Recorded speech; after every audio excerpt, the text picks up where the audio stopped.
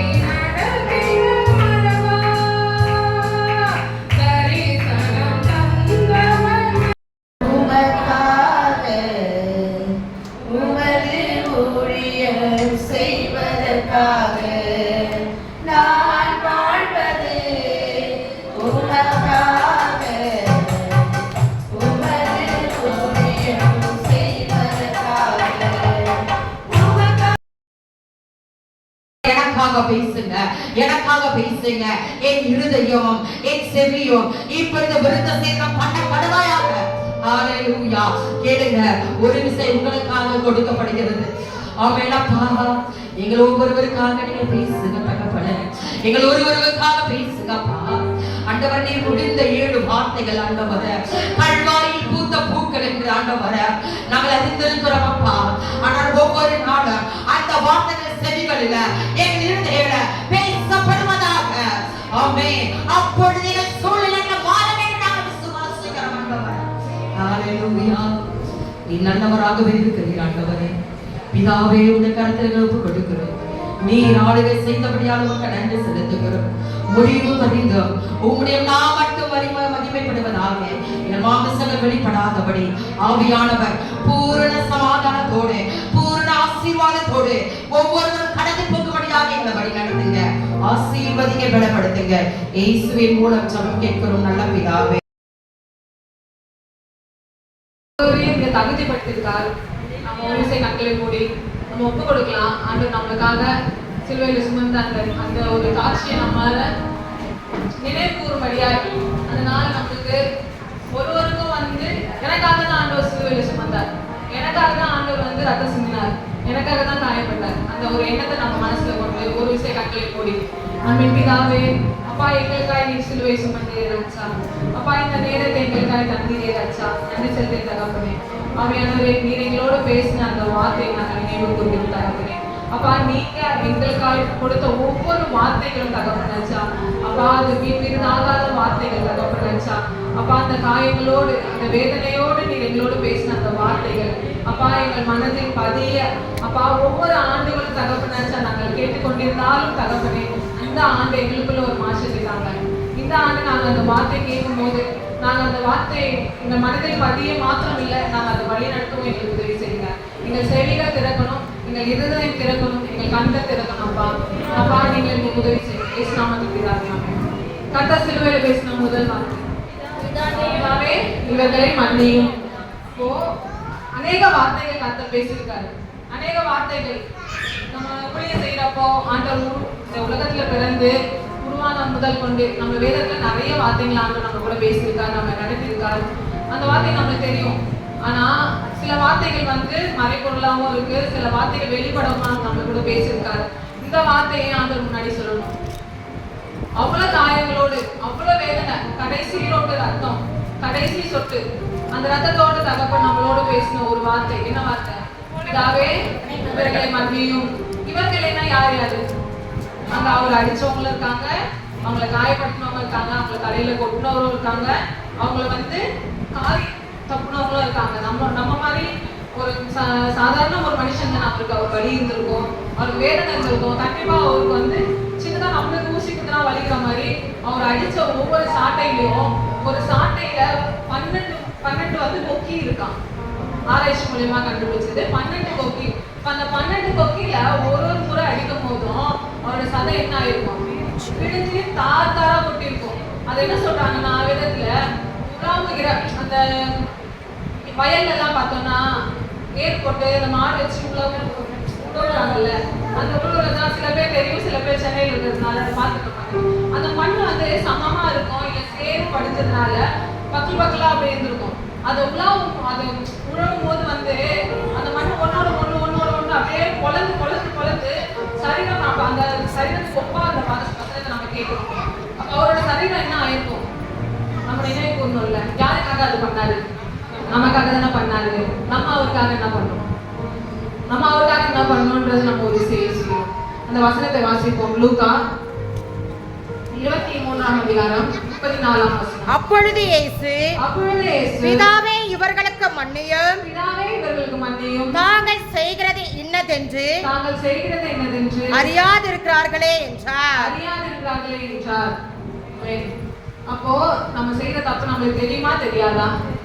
கண்டிப்பா நம்மளுக்கு தெரியும். நம்ம ஒரு விஷயம் நம்ம பொய் சொல்றோம் அப்படின்னும் போதும், நம்ம ஒருத்தரை குற்றப்படுத்தணும்ன்ற போதோ, ஒருத்தர வார்த்தைகளால் நம்ம பேசுறோன்ற போது கண்டிப்பா நம்மளுக்கு அந்த வார்த்தை நம்மளுக்கு தெரிஞ்சுதான் நம்ம செய்யறோம். அப்ப அது தப்புன்றது ஒரு அந்த டைம் நம்ம தெரியாத, அதுக்கப்புறமும் நம்மளுக்கு தெரியுது. ஆண்டவர் ஒரே வார்த்தை தாங்க சொல்றாரு. ஒரு கூட்டம் இருக்கு, அந்த கூட்டம் ஆண்டவரை காயப்படுத்திருக்கு. அந்த கூட்டம் ஆண்டவரை கிழிச்சு தாறுமாற அந்த சரீரத்தை முழுக்க அந்த இடத்துல ஒவ்வொரு இடத்துலயும் வந்து ரத்தம் முழுமையா வெளியே வந்து தண்ணி, ரத்தத்துக்கு அப்புறம் தண்ணி வரும். அந்த தண்ணீரோட கொண்டு ஆண்டவர் கிழிச்சு அந்த இடத்துல ஆண்டவர் என்ன சொல்றாரு? பிதாவே இவர்களை மன்னியும். ஏன் ஆண்டவர் மன்னியும் சொல்லி கேட்கிறாரு? ஏன்னா அவரோட அப்பா இருக்காருல்ல, நம்ம பரமபிதா, அவருக்கு தெரியும் என் பிள்ளைய யாராவது தொட்டாங்க அப்படின்னா நான் சும்மா இருக்க மாட்டேன். நான் சும்மா இருக்கேன் அப்படின்னா நான் வந்து அவரை தொட்டதுக்கு அதுக்கும் மேலேயே நான் அவங்களை வந்து காயப்படுத்துவேன். நான் எங்க அப்பா அதை கட்டி சொல்வாரு, நான் அடிச்சா ஆண்டவருக்கு தெரியும், நான் அடிச்சா மற்றவங்களுக்கு தெரியும். ஏன்னா காயப்படும், தழும்பாகும். அந்த காயத்தான வலிக்கான கண்ணீரோ வேதனையோ நம்ம மற்றவங்க சொல்லுவோம். ஏன்னா இந்த பிள்ளை அடிச்சிட்டான், நான் எங்க அப்பா போய் சொல்றப்போ சொல்றேன், இந்த பிள்ளை அடிச்சிட்டான், நான் அடிச்சா தெரியும். ஆனா ஆண்டவர் அடிச்சா யாருக்குமே தெரியாது. அப்போ ஆண்டவருக்கு தெரியும்ல, என்ன அடிச்சா என் அப்பா இறக்குவாரு, என் அப்பா தண்டிப்பாரு, என் அப்பா வருவாரு, நிற்பாரு. அப்போ ஒவ்வொருத்தவங்களும் அங்க இருந்தாங்க. யார் யார் இருந்தாங்க? ஆண்டவருக்கு பிரியமானவங்களும் இருந்தாங்க, ஆண்டோடைய சிஷ்யர்களும் இருந்தாங்க, ஆண்டவர் அடிச்சவங்களும் இருந்தாங்க. ஆனா முழுமையா ஒரு கூட்டத்தை பார்த்தே சொல்றாரு, அப்பா என்ன அடிச்சாங்க, அவங்களை மன்னிங்க அப்படி சொல்ல. இவர்களைனா யார் யார் இருக்காங்க? ஒவ்வொருவரும் தெரிஞ்சோ செய்யறாங்க, தெரியாம செய்யறாங்க, இவங்க என்ன தண்டிச்சிட்டாங்க, ஆனா எனக்கு வலிக்குதுதான், எனக்கு வேதனை இருக்கு, எனக்கு கண்ணீர் வருது, எனக்கு என்னோட கஷ்டம் என்னன்னா, என்னோட அன்பு என்னன்னா, என் அப்பாவோட அன்பு நான் தப்பே பண்ணாலும் இவங்களை மன்னிச்சாங்க, எங்களை மன்னிச்சாங்க. ஏன் அப்படின்னா அந்த கூட்டத்துல இருந்த ஒருத்தர் ஆண்டவரை சபிச்சாரு. யார் அவரு? பேதுரு. ஆண்டவர் தெரியாத ஒரு மனுஷன் அவரு. ஆண்டவர் தெரிஞ்ச ஒரு மனுஷன் தானே, ஆண்டவர் கூடவே இருந்தவர் தானே. ஆண்டவர் ஊழியம் செய்யறப்ப பேதுரு போய் கூப்பிட்டாரா? மீன் பிடிச்சிட்டு இருந்த பேதுருவை கூப்பிட்டாருல்ல, அப்ப தெரியாமலையா கூப்பிட்டாரு? பேதுருவை பத்தி தெரிஞ்சுதானே கூப்பிட்டாரு. ஒரு சம்பவத்தை நம்ம வேதத்துல பாக்குறோம். மத்தேயு 16ஆம் அதிகாரம் 13ல இருந்து வாசிப்போம். கர்த்தர் வந்து சீஷர்களை கேட்கிறாரு ஒரு இடத்துல.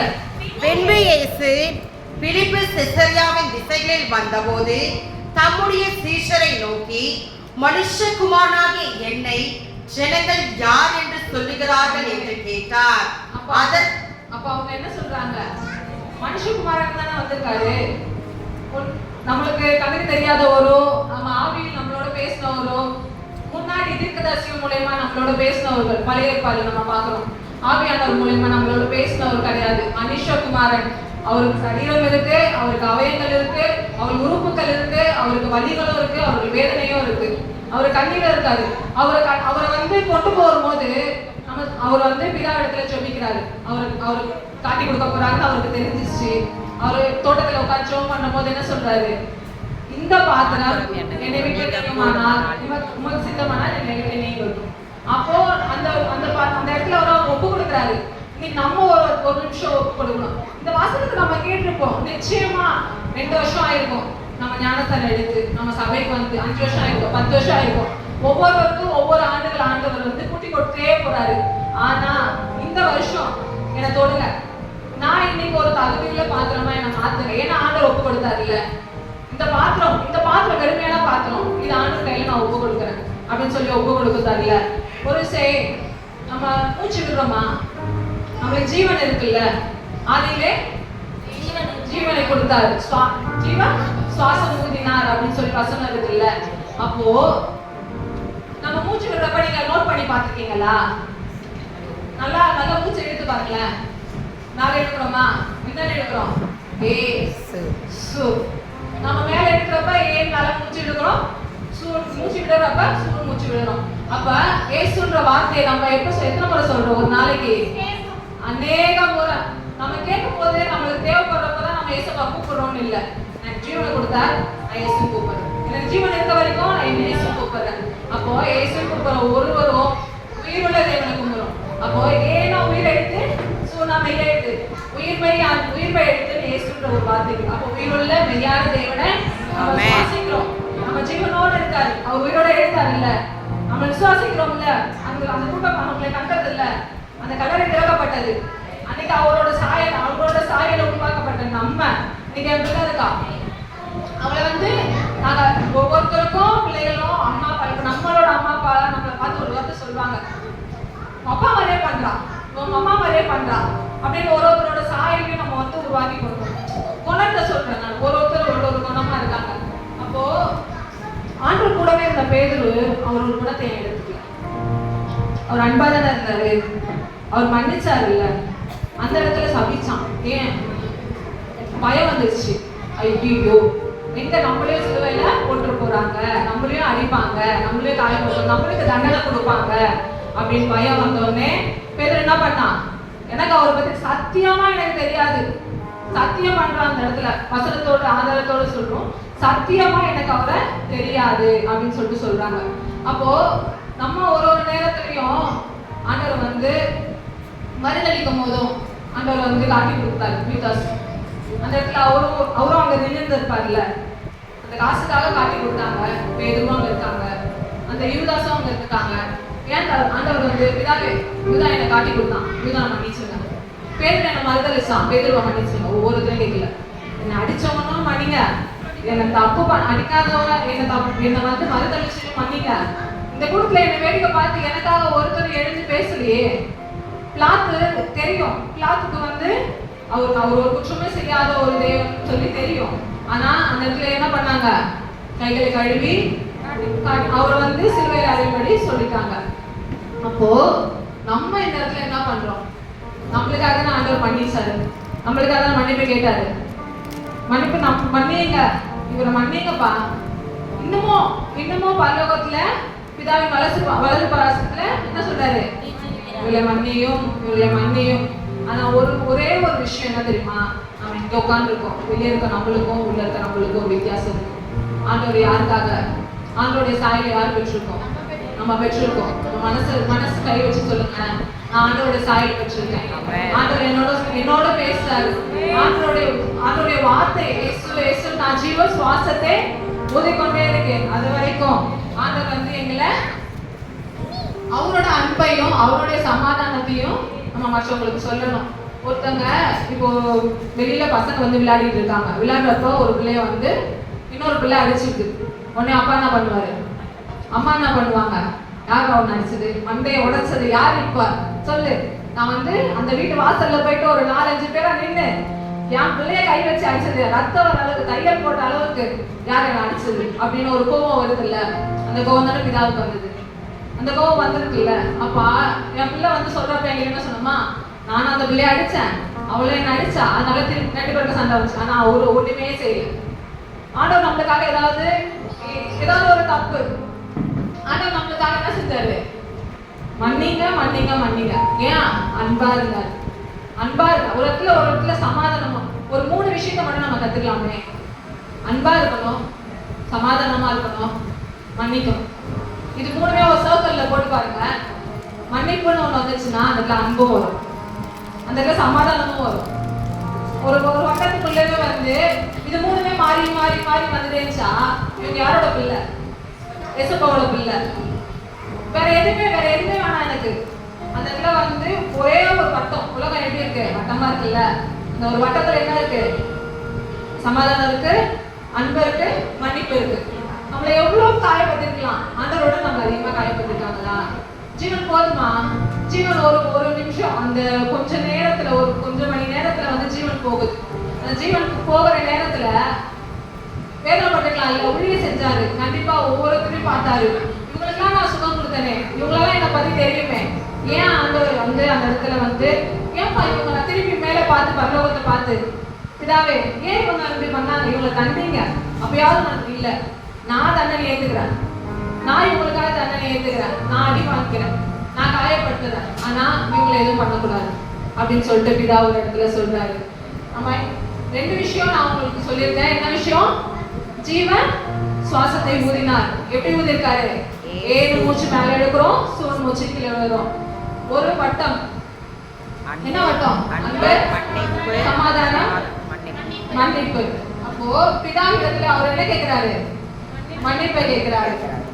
மத்தேயு 6ஆம் அதிகாரம் 14ஆம் வசனம் வாசிப்போம். மனுஷனுடைய தப்பிதங்களை நீங்கள் அவர்களுக்கு மன்னித்தால் உங்கள் பரமபிதா உங்களுக்கு மன்னிப்பார். ஆமென்.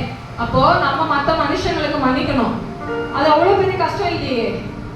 அந்த ஒரு எப்படி சொல்றது, ஒரு காயப்பட்டோம், ஒரு சண்டை போட்டோம், நம்ம சகோதரிகள் இடத்துலயே சரி, நம்ம அண்ணன் தம்பிங்களுக்குள்ளவே சொல்றேன், உலக பிரகாரமான சொல்றேன், ஒரு இடத்துக்காகவோ ஒரு வீட்டுக்காகவோ அநேக கஷ்டங்கள், அநேக சண்டைகள் நடக்குது.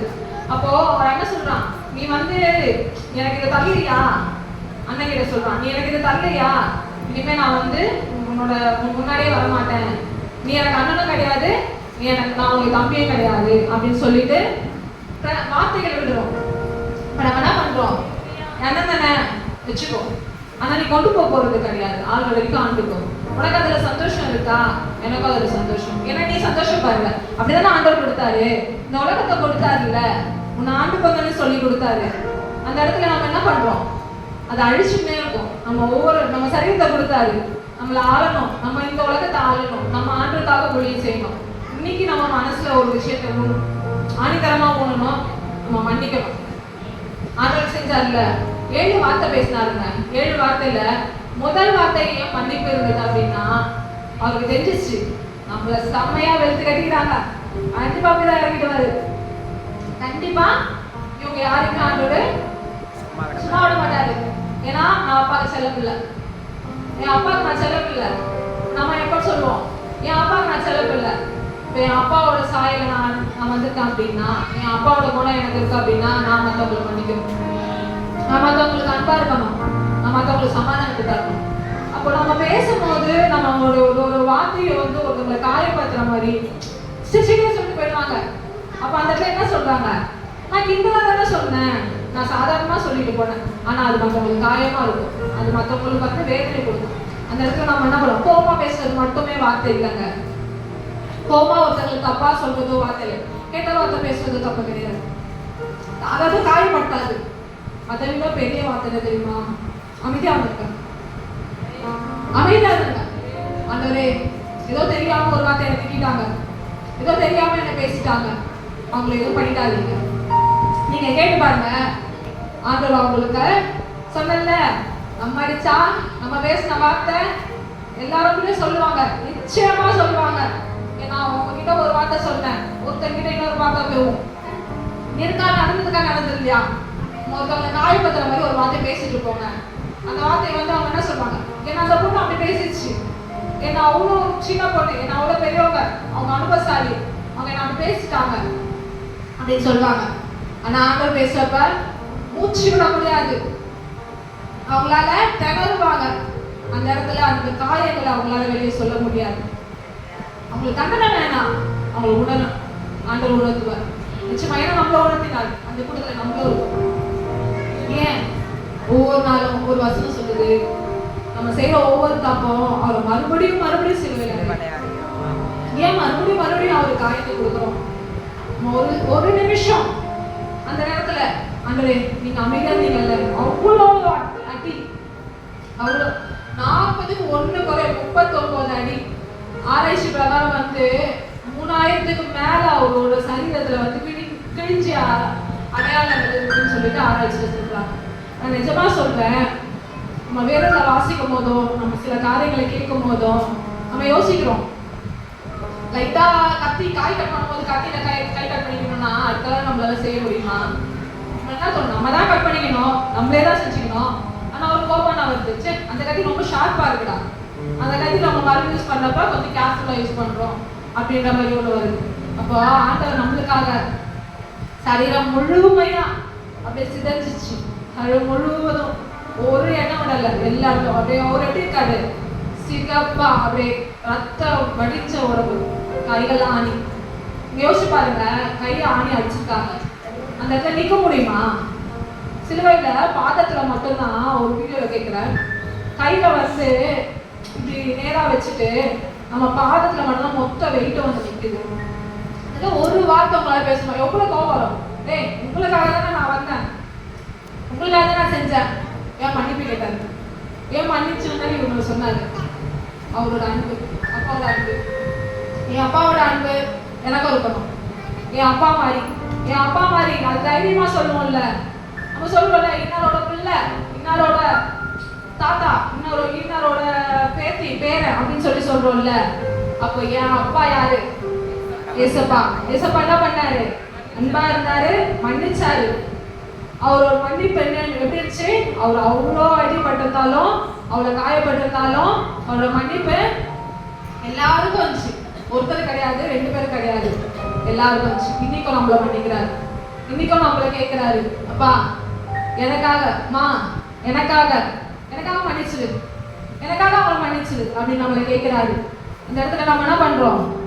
வாக்குவாதம் பண்றோம், சண்டை போடுறோம். நீயா நானா, நீ ஒரு வார்த்தை பேசுனா நான் 10 வார்த்தை பேசுறேன் அப்படின்னு சொல்லி நீயா நானா நிக்கிறோம். ஆனா அமைதியா வந்துடலாம், முட்டி போடுவோம். ஒரு விஷயம் சொல்றோம், அவ்வளோ பேச்சு வந்திருப்போம், அவ்வளோ சண்டை போட்டிருப்போம். அந்த மாசத்துல திருவிருந்துன்றப்ப என்ன வந்துடும்? டேரக்டா வந்துடும், முட்டி போடுறோம். அப்பா நான் பந்திக்கு ஆயத்தப்படணும், என் பாவத்தை பண்ணீங்க, என்னுடைய தப்பிதங்களை பண்ணீங்க, என் குறைகளை பண்ணீங்க. மனசாட்சி இருக்கா? ஒரு விஷயம் நம்ம மனசுல கை வச்சு, அப்பா நான் சொல்றேன்ப்பா, இனி நான் எல்லாருக்கும் அன்பா இருக்கணும், இனி நான் எல்லாரையும் மன்னிக்கணும். நீங்க மன்னிச்சீங்கல்ல, உங்க சாயல இருக்கனா, உங்க குணத்துல இருக்கனா, நான் எல்லாம் மன்னிக்கணும்ப்பா. அந்த நேரம் மன்னிப்பு கேட்குங்க. நீங்க செஞ்சீங்கல்ல, அவங்க நேருக்கு நேரா சந்திச்சு, அவங்க நேருக்கு நேரா அவனை மன்னிச்சிட்டார். அப்படிதான் அவர் கேட்டாரு. அவர் தனியா வந்துட்டு பல்லோக ஏறின பிறகு, இதாவே ஒரு 10 நாளுக்கு அப்புறம், ஒரு கொஞ்ச நேரத்துக்கு அப்புறம் இல்லையே, அவங்க அடிச்சாங்க. அந்த ரத்த காயத்தோடவே அங்கவே கேட்டாரு. அப்ப நம்ம என்ன சொல்றோம்? உங்ககிட்ட ஒருத்தவங்க பேசுறாங்களா, உங்க மேல உங்களுக்கு ஒரு கசப்பு இருக்கா, உங்களை ஒருத்தவங்களை மன்னிக்கணும்னு தோணுதா, அவங்க தெரிஞ்ச தப்பு தான், நான் மன்னிக்கணும் ஏன்னா அப்பா மன்னிச்சாரு, நேரா போயிட்டு அவங்களை மன்னிச்சிட்டேன். எது தெரியாம பண்ணியிருப்பீங்க அப்படின்னு நம்ம கேட்கணும். மன்னிப்பை நேரா கேட்கணும். அப்பதான் மன்னிப்பு கிடைக்கும். ஏன்னா ஆண்டவர் அதே இடத்துல தான் நீங்க கேட்டாரு, இவர்களே மன்னியும். அவர் கொஞ்ச நேரத்துக்கு முன்னாடி கேட்கல. ஏன் அவர் ஷோ பண்ணாரு தோட்டத்துல, அப்பவே கேட்டுக்கலாமே. அவருக்கு தெரியும்ல, கண்டிப்பா அவர் ஒப்பு கொடுக்கும் போது, சரீரத்தை ஒப்பு கொடுக்கும் போது, அப்பா என்ன என்னென்ன செய்ய போறாங்களோ அவங்கள இல்ல, நான் காயங்களை பட்டேன், நம்மளை திட்டினாங்கல்ல, திட்டு வாங்கிக்கிறேன். ஏன்னா நான் அந்த எந்த வார்த்தையும் பேசல, அவங்க எதிர்க்கிறதுமே பேசல. பேசும்போது நான் அவங்க நேருக்கு நேரா இவங்களை மன்னிச்சிருங்க, இவங்களை மன்னிச்சிருவேன், நான் அவங்கள மன்னிச்சிட்டேன், ஒன்றும் இல்லை அப்படின்னு சொல்லி ஒரு ஸ்மைல் பண்ணுங்களேன். சாதாரணமா என்னடா இது, அவ்வளோ கெட்டவாத பேசணும், அவ்வளோ பேச்சு பேசணும் நம்ம அவங்கள. இப்போ நம்மளுக்குள்ள நம்ம வீட்டிலேயே சின்ன சின்ன சண்டைகள் இருக்கும், கணவருக்கு மனைவிக்குள்ள சண்டை இருக்கும். பிள்ளைங்கள் நம்ம கிட்ட நிறைய வாட்டி நம்ம சொல்றதை கேட்க மாட்டாங்க. ஆனா சில நேரத்துல பிள்ளைகள் மூலியமா ஒரு வார்த்தை வரும், மம்மி சாரி மம்மி அப்படின்னு சொல்லி ஒரு வார்த்தை வரும். அப்ப நம்ம என்ன தோணும், வா சாரி கேள்வி அப்படின்னு தோணாது, நம்ம சாரி சொல்லிட்டான், நான் மன்னிச்சிட்டேன், அதை மறந்துடுவோம். ஏன்னா அவங்க சாரி சொன்னது மட்டும் அவங்க தப்பு பண்ணது ஞாபகம் இருக்காது. அந்த மாதிரி நம்மள அப்பா மன்னிக்கணும். கண்ணிலே போடுவோமா, அப்பா நீங்க எங்களுக்கு மன்னிச்சீங்களே ராஜா, அப்பா பரலோக பிதாவில் இருந்து அப்பா நீர் எங்களை மன்னித்தீரே ராஜா. ஒரு விஷயம் தகப்பன் ராஜா, இப்பொழுதும் தகப்பனே முழங்கால் படியிடுவோமா, முழங்கால் படியிடுவோம். எங்களுக்கு வேணாம், தனிப்பட்ட விதமா நீங்க ஆண்டவர்கிட்ட கேளுங்க. உங்களுக்கும் ஆண்டவருக்குள்ள பேச்சு, ஆண்டவருக்கு பிதாக இருந்த பேச்சு, ஆண்டவருக்கு பிதாக இருந்த மன்னியுங்கள் அந்த வார்த்தை இன்னைக்கு உங்களுக்கும் ஆண்டவருக்குள்ள இருக்கணும். இனி ஆண்டவர் பிதாவிடத்துல என் பிள்ளைய மன்னிங்கப்பான்னு கேட்கறத விட, என் பிள்ளைப்பா இது, என் பிள்ளை என் பக்கத்துல நிக்கிறா அப்படின்னு சொல்லி சந்தோஷத்தோடு பிதாவிடத்துலப்பா அப்பா பேச ஒரு வாய்ப்பு ஏற்படுத்துவோமா? கண்களை மூடி கேளுங்க, ஒரே ஒரு நிமிஷம் நீங்க கேளுங்க. நான் மன்னிக்கல, இது வரைக்கும் மன்னிக்கலப்பா, இந்த காயத்தை என்னால மறக்க முடியலப்பா.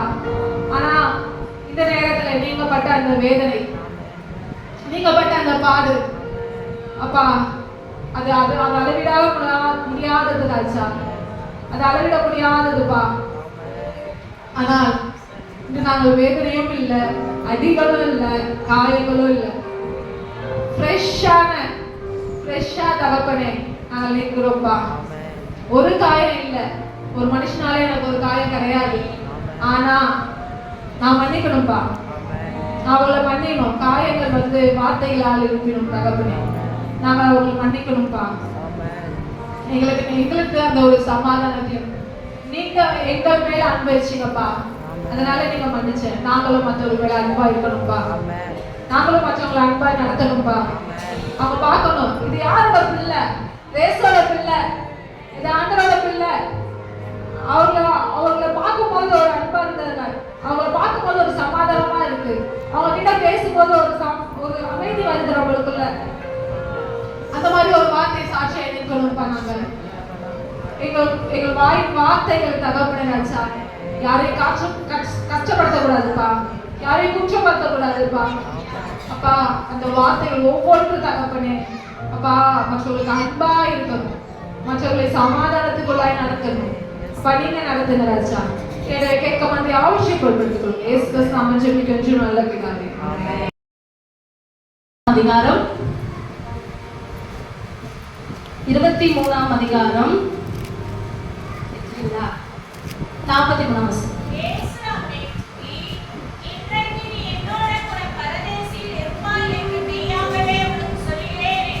அல்லேலூயா, அல்லேலூயா. எனக்கு அல்லேலூயா சொல்லணும். அமைதியாக தூங்குறீங்களோட எனக்கு தோணும். சரி, ஓகே.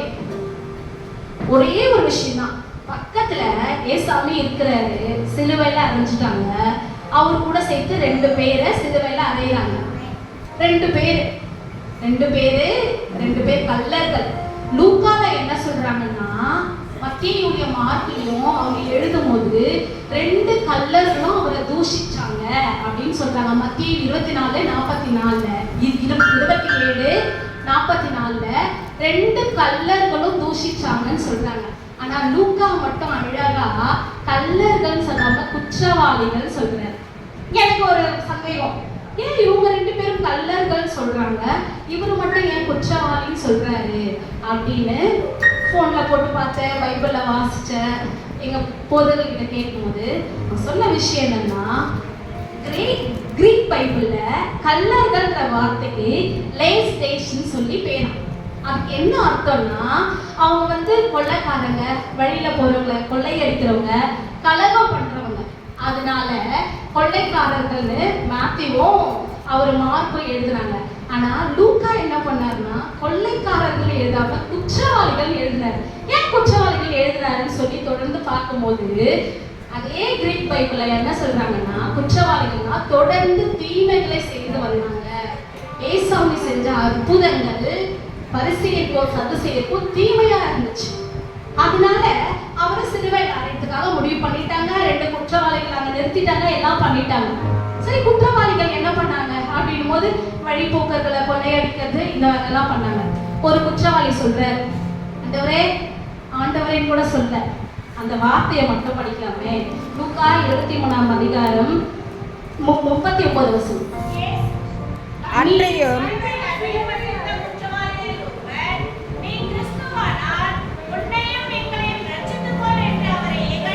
ஹல்லேலூயா, ஹல்லேலூயா. அவன் ஒரு மரியாதை கொடுத்து கூட பேசுறாங்க. அவருக்கு சிலுவையில தொங்குறாரு, ஒரே வார்த்தை சொல்றாங்க. திரும்பி பார்த்தா ஏசாமி அங்க சிலுவையில அடைச்சி இருக்கிறாங்க. நீ கிறிஸ்துவா இருந்தா உன்னையும் நீ ரட்சிச்சுக்கோ, எங்களையும் நீ ரட்சிக்குது. ஹல்லேலூயா. அந்த ரட்சிப்புன்ற வார்த்தை அவ்வளோ பெரிய விஷயமா இருந்துச்சு எனக்கு அங்க படிக்கும்போது. ஏன் நீ கிறிஸ்துவா இருந்துச்சுன்னா நீ தப்பிச்சு போயிட்டு எங்கேயும் தப்பிக்க வச்சுக்கோ அப்படின்னு சொல்லியிருக்கலாம்ல. இது ஏன் ரட்சிப்பு? அவன் குற்றவாளி, பக்கத்துல இருந்தவன் குற்றவாளியா இருந்தாலும் அவன் சொன்ன வார்த்தை, நீ கிறிஸ்துவானால் உன்னையும் ரட்சிச்சுக்கோ, எங்களையும் ரட்சிச்சுக்கோ. ஏன் இந்த ரட்சிப்புன்னு பார்க்கும்போது எனக்கு மத்தேயு 1:21 என்ன சொல்றாரு? அவள் ஒரு குமாரனை பெறுவாள், அவருக்கு இயேசு என்று பெயரிடுவாயாக. இயேசுன்னு பேர் சொல்லு. ஏனெனில் அவர் தமது ஜனங்களின் பாவங்களை நீக்கி அவர்களை ரட்சிப்பார். ஹல்லேலூயா, ஆமென். ஒரு குமாரன் பிறப்பான், அவனுக்கு இயேசுன்னு பேர் வை. ஏன்னா அவரால மட்டும்தான் உலகம் ஃபுல்லா ரட்சிப்பு. ஹல்லேலூயா. அங்க ஆரம்பிச்ச ரட்சிப்பு ஒரு சிலுவையில தொங்குறாருங்க. தொங்கும் போது பக்கத்துல இருந்தவன் சொல்றான், நீ கிறிஸ்துன்னா உன்னையும் ரட்சிச்சுக்கா, எங்களையும் ரட்சிக்கா. அப்ப பக்கத்துல இந்த பக்கம் இருந்தவன், ஏன்னா இவங்களுக்கு வேதத்துல பேர் சொல்லப்படல நம்ம பைபிள்ல. ஆனா கிரீக் பைபிள்ல சொல்லியிருக்காங்க. திட்னா பாத்தீங்களா, அவன் பேரு கெஸ்டாஸ். கிரீக் பைபிள்ல அவங்க 2 பேரும் சொல்லப்பட்டிருக்கு. திட்னவன் பேரு கெஸ்டாஸ். ஆண்டவரே என்னை நீங்க ரட்சிச்சுக்க ஆண்டவரே, ராஜ்யா வரும்போதுன்னு சொன்ன பேரு டிஸ்மஸ். இவங்க 2 பேர். இவன் திட்டான், உனக்கு அறிவு இல்லையா, நம்ம இந்த தப்பு செஞ்ச பத்தியா, இதுக்கு நம்ம பாத்திரவான், இந்த தண்டனைக்கு நம்ம பாத்திரவான். ஆனா இவர் தகாதது ஒன்றையும் செய்யல. ஹல்லேலூயா, நல்லா யோசிச்சு பார்க்கலாம். இந்த வேதமே நம்ம கிட்ட இல்ல, இந்த பைபிளே நம்ம கிட்ட இல்லைன்னு வச்சுக்கோங்க. எத்தனை பேர் நம்ம கிட்ட ஏசாமின்னு ஒருத்தர் இருந்தாரு, அவர் இவ்வளவு அற்புதத்தை செஞ்சாரு, இதெல்லாம் பண்ணாரு, நீங்க ஏத்துக்குமான்னு சொன்னா ஏத்துப்போமா? பதில் வரல. ஏத்துப்போமா? ஏத்துக்க மாட்டோம். யாரு சொன்னாலும், நம்ம அப்பா அம்மா சொல்லிட்டோம், நம்ம முன்னோர்கள் சொல்லிட்டோம், யார் சொன்னாலும் ஏத்துக்க மாட்டோம். ஆனா இந்த சிலுவையில் அறையும் போது கூட இருந்த கள்ளன் அவர் எந்த அற்புதத்தையும் அவங்க செஞ்சு பார்க்கல. ஆமா தானே? அவர் நினைச்சா எல்லாரையும் அடிச்சிருக்கலாம், செய்யல. அவர் நினைச்சா கையில ஆணி அடிக்கும் போது ரத்தமே வராம அவர் தடுத்திருக்கலாம். ஆமா தானே? அவரால் முடிஞ்சிருக்கும். விழாவுல குத்தும் போது அந்த ஈட்டி மறுபடியும் அவங்களே குத்துற மாதிரி வச்சிருக்கலாம், டிவில எல்லாம் பாக்குற மாதிரி. அப்படிலாம் எதுவுமே அங்க நடக்கல. எல்லாத்தையும் அவர் ஏற்றுக்கொண்டார். ஏற்றுக்கொண்டவர் எந்த அற்புதத்தையும் செய்யல. செய்யாம இருக்கும் போதே அவனுக்குள்ள ஒரு விசுவாசம், இவரால நம்மளை ரட்சிக்க முடியும். அல்லேலூயா, அல்லேலூயா. எனக்கு இருக்குமான்னு தெரியல, இங்க இருக்கிற நம்ம எல்லாருக்கும் இருக்குமான்னு நம்ம தெரியல. அல்லேலூயா. ஜெபிச்சுட்டே இருக்கிற ஒரு காரியத்துக்காக ஏதோ ஒரு சூழ்நிலை நம்ம சோர்ந்து போறோம். ஆண்டவரே நீங்க என்னதான் ஆண்டவரே நினைச்சிருக்கீங்க, எனக்கு நீங்க செய்வீங்களா செய்ய மாட்டீங்களா கேட்கிறோம் கர்த்தர் கிட்ட. என்னதான் நீங்க நினைச்சிருக்கீங்க, ஆனா அவன் இல்ல, அற்புதமே நடக்கலாங்க. அவனுக்கு தெரியுமான்னு கூட தெரியல, இவரால இவரை ரட்சிச்சுக்க முடியும், எல்லாமே நடக்கும்னு அவனுக்கு தெரியுமான்றது கூட தெரியல. ஆனா அவன் கர்த்தரை மாத்திரம் விசுவாசிச்சா இவரால ஒரு ரட்சிப்பு நமக்கு கிடைக்கும். அல்லேலூயா. அவர் தேவகுமார்னா நமக்கு தெரியாது, எந்த அற்புதத்தையும் அவர் நான் கேட்கிறேன். யூதாஸ் இருந்தாங்க, 12 சீஷர்கள் எடுக்கும் போது யூதாஸையும் கர்த்தர் கூட சேர்த்து எடுத்தாரு. மாலி சொன்ன மாதிரி பேதுருவே கர்த்தர் எடுத்தாரு. எல்லா அற்புதத்தையும் பார்த்தாங்க இவங்க 2 பேரும். யோவான் கீழே நிக்கிறாரு. அந்த வார்த்தை யோவானை கொஞ்சம் தான் பேச போறாங்க. யோவான் கீழே நிக்கிறாரு. ஆனா இவங்களுக்கு எல்லாருக்குள்ள இல்லாத ஒரு விசுவாசம் அந்த கல்லனுக்குள்ள இருந்துச்சு. அதனால மாத்திரம்தான் அவன் என்ன கேட்கிறான், இதெல்லாம் சொல்லி முடிச்சதுக்கு அப்புறம் கூட இருந்தவனை திட்டுறான், ஃப்ரெண்டை திட்டுறான், 2 பேரை சேர்ந்துதான் எல்லா வேலையும் செஞ்சிருப்பாங்க. திட்டி முடிச்சுட்டு அவங்கிட்ட கேட்கிறான், ஆண்டவர்கிட்ட, ஆண்டவரே ராஜ்யம் வரும்போது நீங்க என்ன நினைச்சுக்கோங்க இயேசுப்பா. அல்லேலூயா, அல்லேலூயா. அவனுக்கு ஆவியானவர் உணர்த்தி இருக்கிறாரு, என் ராஜ்யம் வரும்போது அந்த ராஜ்யத்துக்கு எல்லாரும் பாத்திரவான்களை மாறணும். அல்லேலூயா. ஆண்டவரே உங்க ராஜ்யம் வரும்போது நீங்க நினைச்சுக்கோங்கன்னு சொன்னா நம்ம வேதத்துல வாசிப்போம், என்ன வாசிப்போம், கேட்கறதுக்கு அதிகமா நான் உனக்கு தருவேன். என்ன சொல்றேன்னா, நீ ஏன் ராஜ்யம் வர வரைக்கும் வெயிட் பண்ற, இன்னைக்கு இப்பவே நீ என் கூட இருப்ப. அல்லேலூயா, அல்லேலூயா. இன்றைக்கே நீ என் கூட பரதேசியில் இருப்ப, அதுக்கு நான் சாட்சி. அல்லேலூயா. அவனுக்குள்ள ஒரு உணர்வுங்க. எனக்கு இந்த வசனம் சங்கீதம் 14:2. தேவனை தேடுகிற உணர்வுள்ளவன் உண்டோ என்று பார்க்க கர்த்தர் பரலோகத்தில் இருந்து மனுபுத்திரரை கண்ணோக்கினார். அந்த உணர்வு நமக்குள்ள இருக்கானே கர்த்தர் நித்தமும் மேல இருந்து பார்க்கிறாராம். அல்லேலூயா. உணர்வு நம்ம கிட்ட இருக்கா? தேவனை தேடுகிறவன் உணர்வுள்ளவன் உண்டோ என்று பார்க்க கர்த்தர் பரலோகத்தில் இருக்க மனுபுத்திரரை கண்ணோக்கினார். இப்பதான் பார்க்கல, அவரு ஆதியில ஆதாம படைச்சார் பாருங்க, பாவம் பெருகிச்சு பாருங்க, அப்படி இருந்து யாராச்சும் ஒருத்தர் கிடைப்பாங்களா அப்படின்னு தேடி கண்டுபிடிச்சுதான் ஒரு நோவா எடுக்கிறாரு. அல்லேலூயா. கர்த்தர் இன்னமும் பார்த்துட்டு தான் இருக்கிறாரு, உணர்வுள்ளவன் உண்டோ என்று பாருங்க. அந்த உணர்வு யார்கிட்ட இருந்துச்சுன்னா அந்த குற்றவாளி கிட்ட இருந்துச்சு. அல்லேலூயா, அல்லேலூயா. செய்கையில கர்த்தர் கேட்கல, பேச்சுல கர்த்தர் கேட்கல, உணர்வுல விசுவாசம். அல்லேலூயா. கர்த்தர் எதுவுமே இல்லைங்க இன்னும். ஆனா என்ன கேட்டா நான் சொல்லுவேன், நான் இப்ப கூட சொல்லுவேன், நம்ம எல்லாம் ஏசாமியை பார்த்ததே கிடையாது. அவர் எப்படி இருப்பாருன்னு கூட நமக்கு தெரியாது.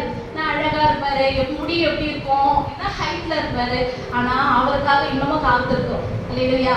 அவர் வருவாரு, நம்மளை கூப்பிட்டு போவாரு, பரலோக ராஜ்யத்துல நம்ம எல்லாம் சந்தோஷமா இருப்போம். அந்த விசுவாசம், குற்றவாளி கிட்ட இருந்த விசுவாசம் இன்னைக்கு நமக்குள்ளேயே இருக்குன்னு நான் நினைக்கிறேன். அல்லேலூயா. அதனாலதான் இந்த வேதத்தை சுமந்து இந்த இடத்துல வந்து நிக்கிறோம். நம்ம இந்த உணர்வு கர்த்தர் நமக்கு அந்த உணர்வை கொடுக்கணும். நான் யோசிப்பேன், ஆண்டவரே ஏன் ஆண்டவரே யூதாஸ் காரியம் பணத்துக்காக, அவர்கிட்ட எவ்வளவு காசு இருந்துச்சு, ஏன்னா அவர் தான் கேஷியராகவே இருந்தாரு உங்களுக்கு, அவர் ஏன் ஆண்டவரே அப்படி செஞ்சாரு? பேதுரு மறுதளிச்சாரு, பேதுரு மனம் திரும்பினாரு. ஆனா இந்த குற்றவாளி சிலுவையிலங்க அவர் நினைச்சு பார்த்துக்க மாட்டாரு இந்த நிமிஷம் நமக்கு ரட்சிப்பு கிடைக்கும்னு. மத்தேயுல சொல்லியிருப்பாரு கர்த்தர், மனம் திரும்புங்கள், பரலோக ராஜ்யம் சமீபமா இருக்கிறது. யோவான் இந்த யோவான் ஸ்நானம் இருக்காரு பார்த்தீங்களா, அவர் இந்த பூமிக்கு வந்தவுடனே அவர் செய்யற முதல் பிரசங்கமே மனம் திரும்புங்கள், பரலோக ராஜ்யம். எதுங்க பரலோக ராஜ்யம்? நம்ம ரட்சிப்பு தான். பூமியிலேயே இப்பவே இந்த நிமிஷமே நீ மனசு மாறு, பரலோக ராஜ்யம் உங்ககிட்ட. கர்த்தர் உன்னோட இருதயத்தின் அண்டையில வந்து நிற்கிறாரு, நீ மனம் திரும்பினா அவர் உள்ள வந்துருவாரு, நம்ம பரலோக ராஜ்யம் மாதிரி உன் வாழ்க்கை சந்தோஷமா இருக்கும். அல்லேலூயா. கர்த்தர் சொல்றாரு, பூமியில உணர்வுள்ளவன் உண்டோ என்று பார்க்க நான் நித்தம் மனுஷங்களை நான் நோக்கி பார்த்துட்டே இருக்கேன். உணர்வுள்ளவங்களா மாறுங்க. எபேசியர் 2:8.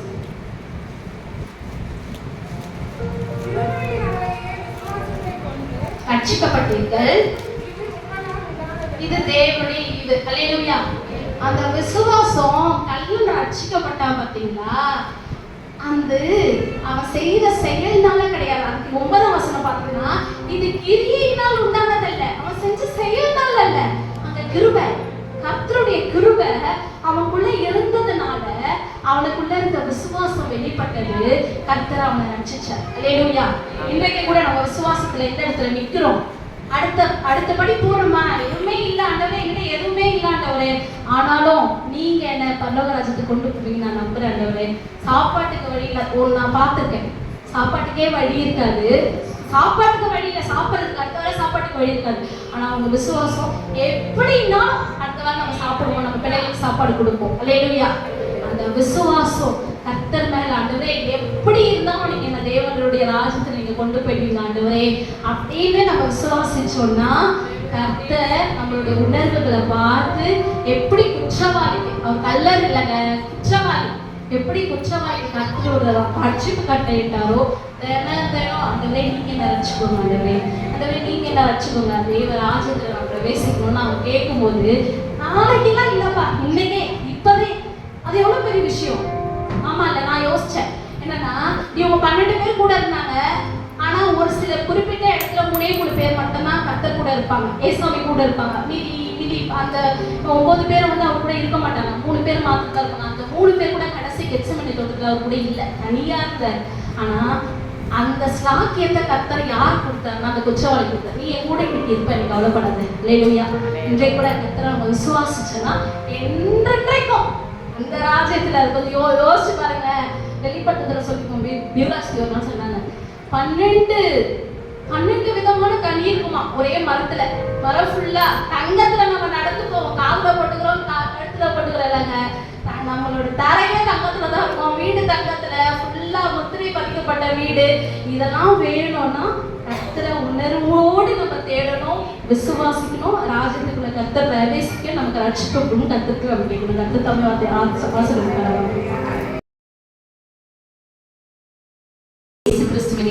நாமத்தினாலே உங்கள் அனைவருக்கும் ஸ்தோத்திரங்களையும் வாழ்த்துக்களையும் தெரிவித்துக் கொள்கிறேன். இந்த வாய்ப்பினை அளித்து முதலாவது என் தேவாதி தேவனுக்கு ஸ்தோத்திரங்களையும் மறுபடியும் வாய்ப்பளித்து அம்மா ஆண்டி அவர்களையும் சகோதரிகளையும் அன்போடு கூட வாழ்த்துகிறேன். நான் சொன்ன மாதிரி அன்பு நிமித்தமாக தான் வந்து உண்மையை சொல்லணும்னு அவங்க கேட்ட உடனே நோன் சொல்லாமல் வந்தது காரணம் அதுதான். என்னன்னா, நான் இந்த 2012 ஜாயின் பண்ணேன்.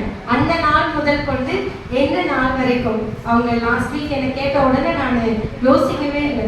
அன்பின் நிமித்தமாக அந்த சகோதர ஸ்நேகத்தோடு கூட உரிமையோடு நான் எதுவாக இருந்தாலும் அவங்க கிட்ட தான் கேட்பேன். ஒரு காஃபினா கூட நீங்கள் ரொம்ப எனக்கு காஃபியே தர மாட்டீங்கன்னு நான் உரிமையோடு கேட்குற காரியம். ஸோ அந்த அன்பின் நிமித்தமாக எங்களுக்கு தேவன் கொடுத்த அந்த சகோதரத்துவத்தின் நிமித்தமாக இன்றைய நாளிலும் உங்களிடையே 3ஆம் வார்த்தையை பகிர்ந்து கொள்ளும்படியாய் தேவன் பாராட்டின கிருபைகளுக்காக நன்றி செலுத்துகிறேன். ஜெபம் செய்வோம்.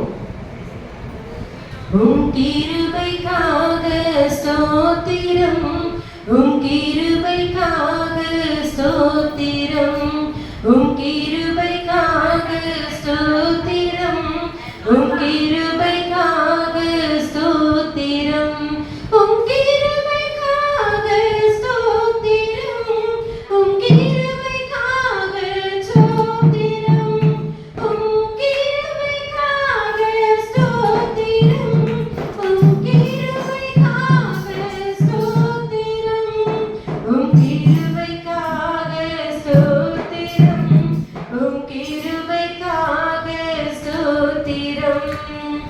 நிறைவின் மத்தியில் ஸ்தோத்திரம், நிறைவை தருவே ஸ்தோத்திரம், குறைவின் மத்தியில் ஸ்தோத்திரம், நிறைவை தருவே ஸ்தோத்திரம், இருளின் மத்தியில் ஸ்தோத்திரம், வெளிச்சம் தருவே ஸ்தோத்திரம், இருளின் மத்தியில் ஸ்தோத்திரம்,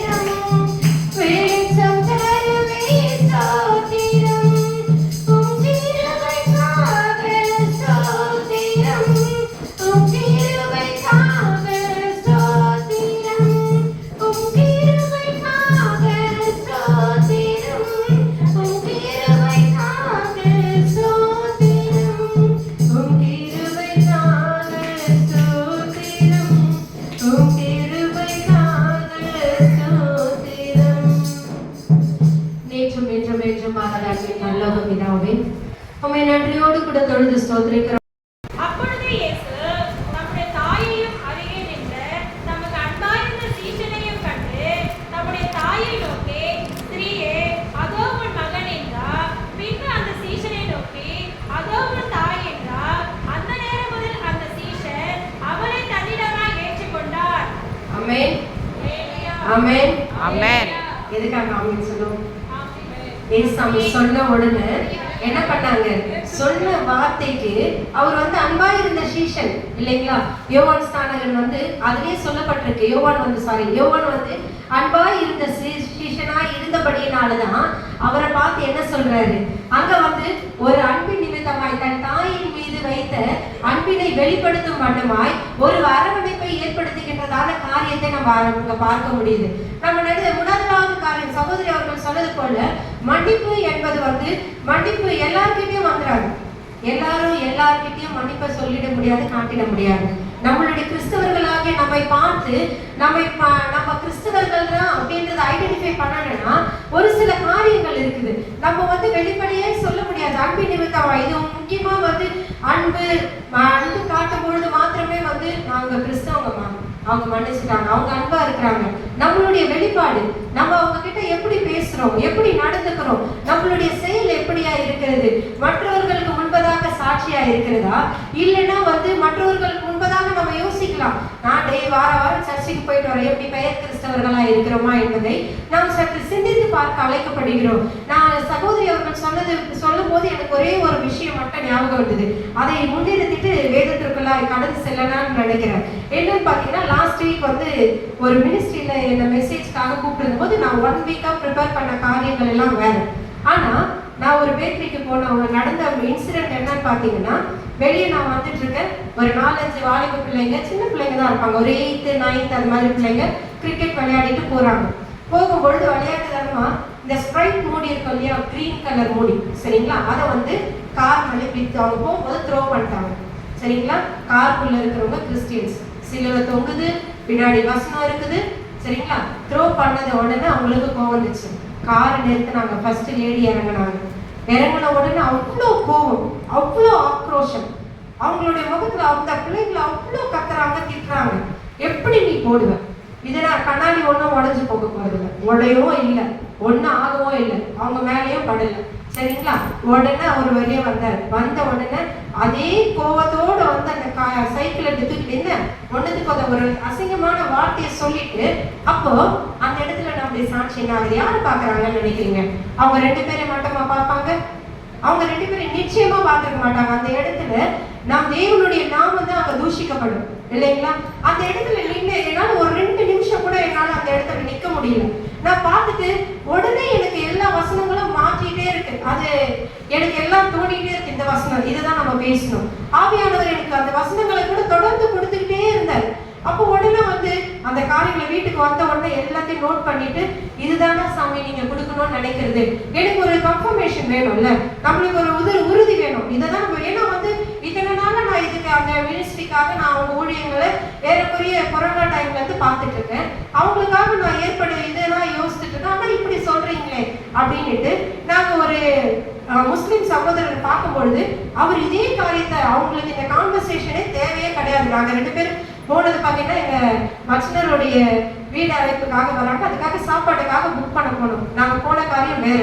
ஆனா அவர் கேட்ட காரியம் என்ன தெரியுமா? எத்தனையோ வருஷமா பார்த்துட்டு இருக்காரு. அம்மா, கிறிஸ்டியன்ஸ் கெட்ட வார்த்தைங்க பேசுவாங்களா, கெட்ட வார்த்தைங்க பேசுவாங்களா, மனசு கஷ்டப்படுற மாதிரி பேசுவாங்க அப்படின்ற உடனே எனக்கு ஒரு ஷாக் அடிச்ச மாதிரி ஆயிடுச்சு.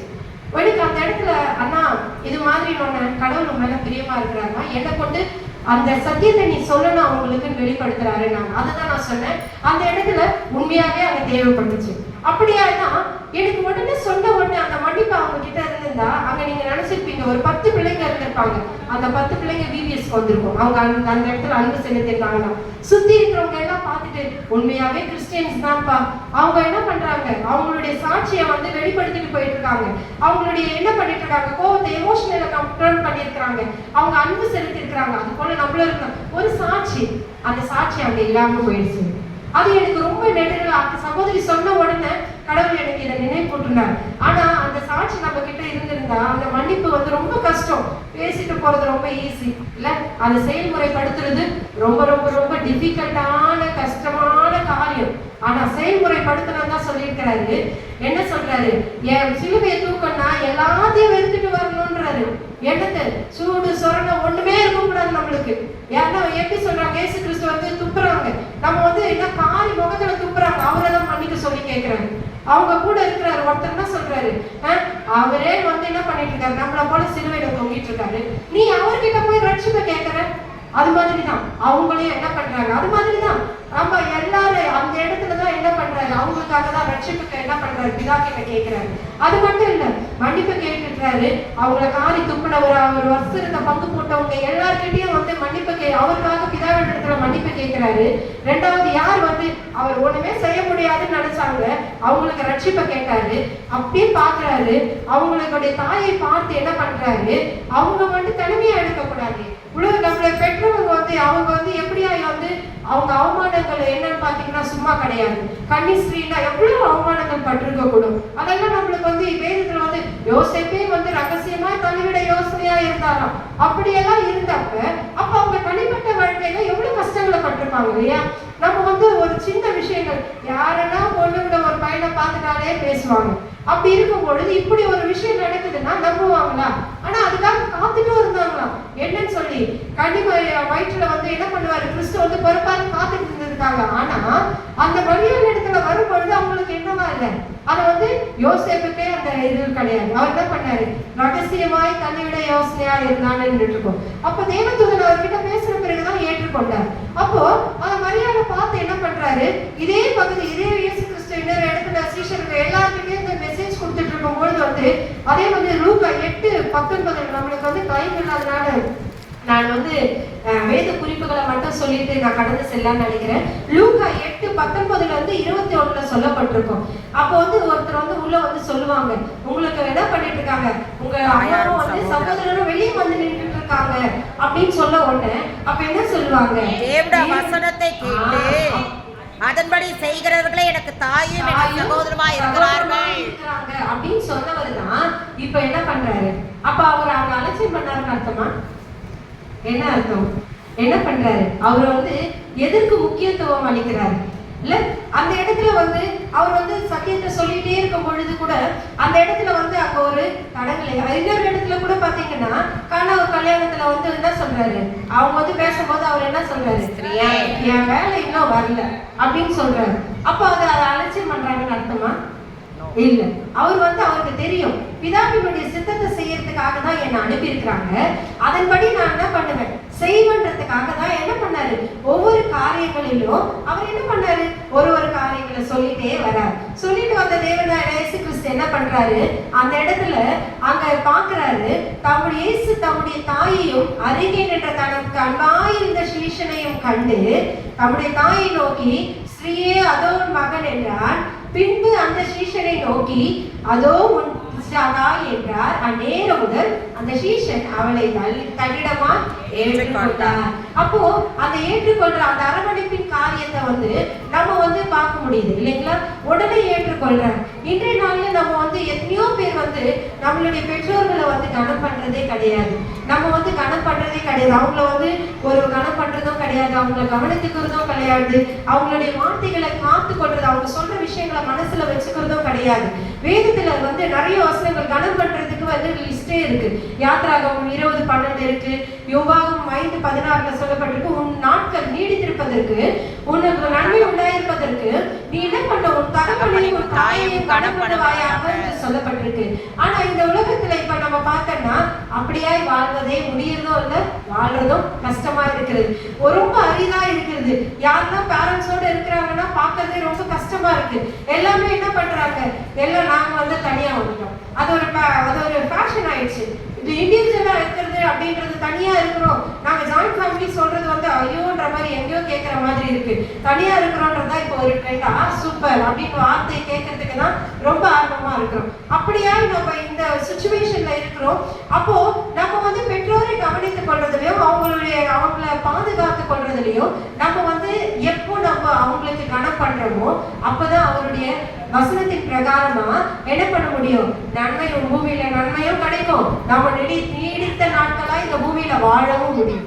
அப்படி இல்லாம நம்ம அலட்சியம் பண்ணோம்னா, நான் சொல்லல, வேதத்துல வந்து சொல்லப்பட்டிருக்குது, தாயை வந்து அலட்சியம் பண்ணக்கூடாது, அவங்க போதகத்தை தள்ளக்கூடாது, துருத்தி விடக்கூடாது, தூஷிக்க கூடாது, அசட்டை பண்ணக்கூடாது, அவங்கள வந்து என்ன பண்ண சபிக்க கூடாது, என்னை ஏன் பக்தன் கேட்க கூடாது, இது மாதிரி அவங்கள வந்து அற்பமா சீப்பா நினைக்கவே கூடாதுன்னு நான் சொல்லல.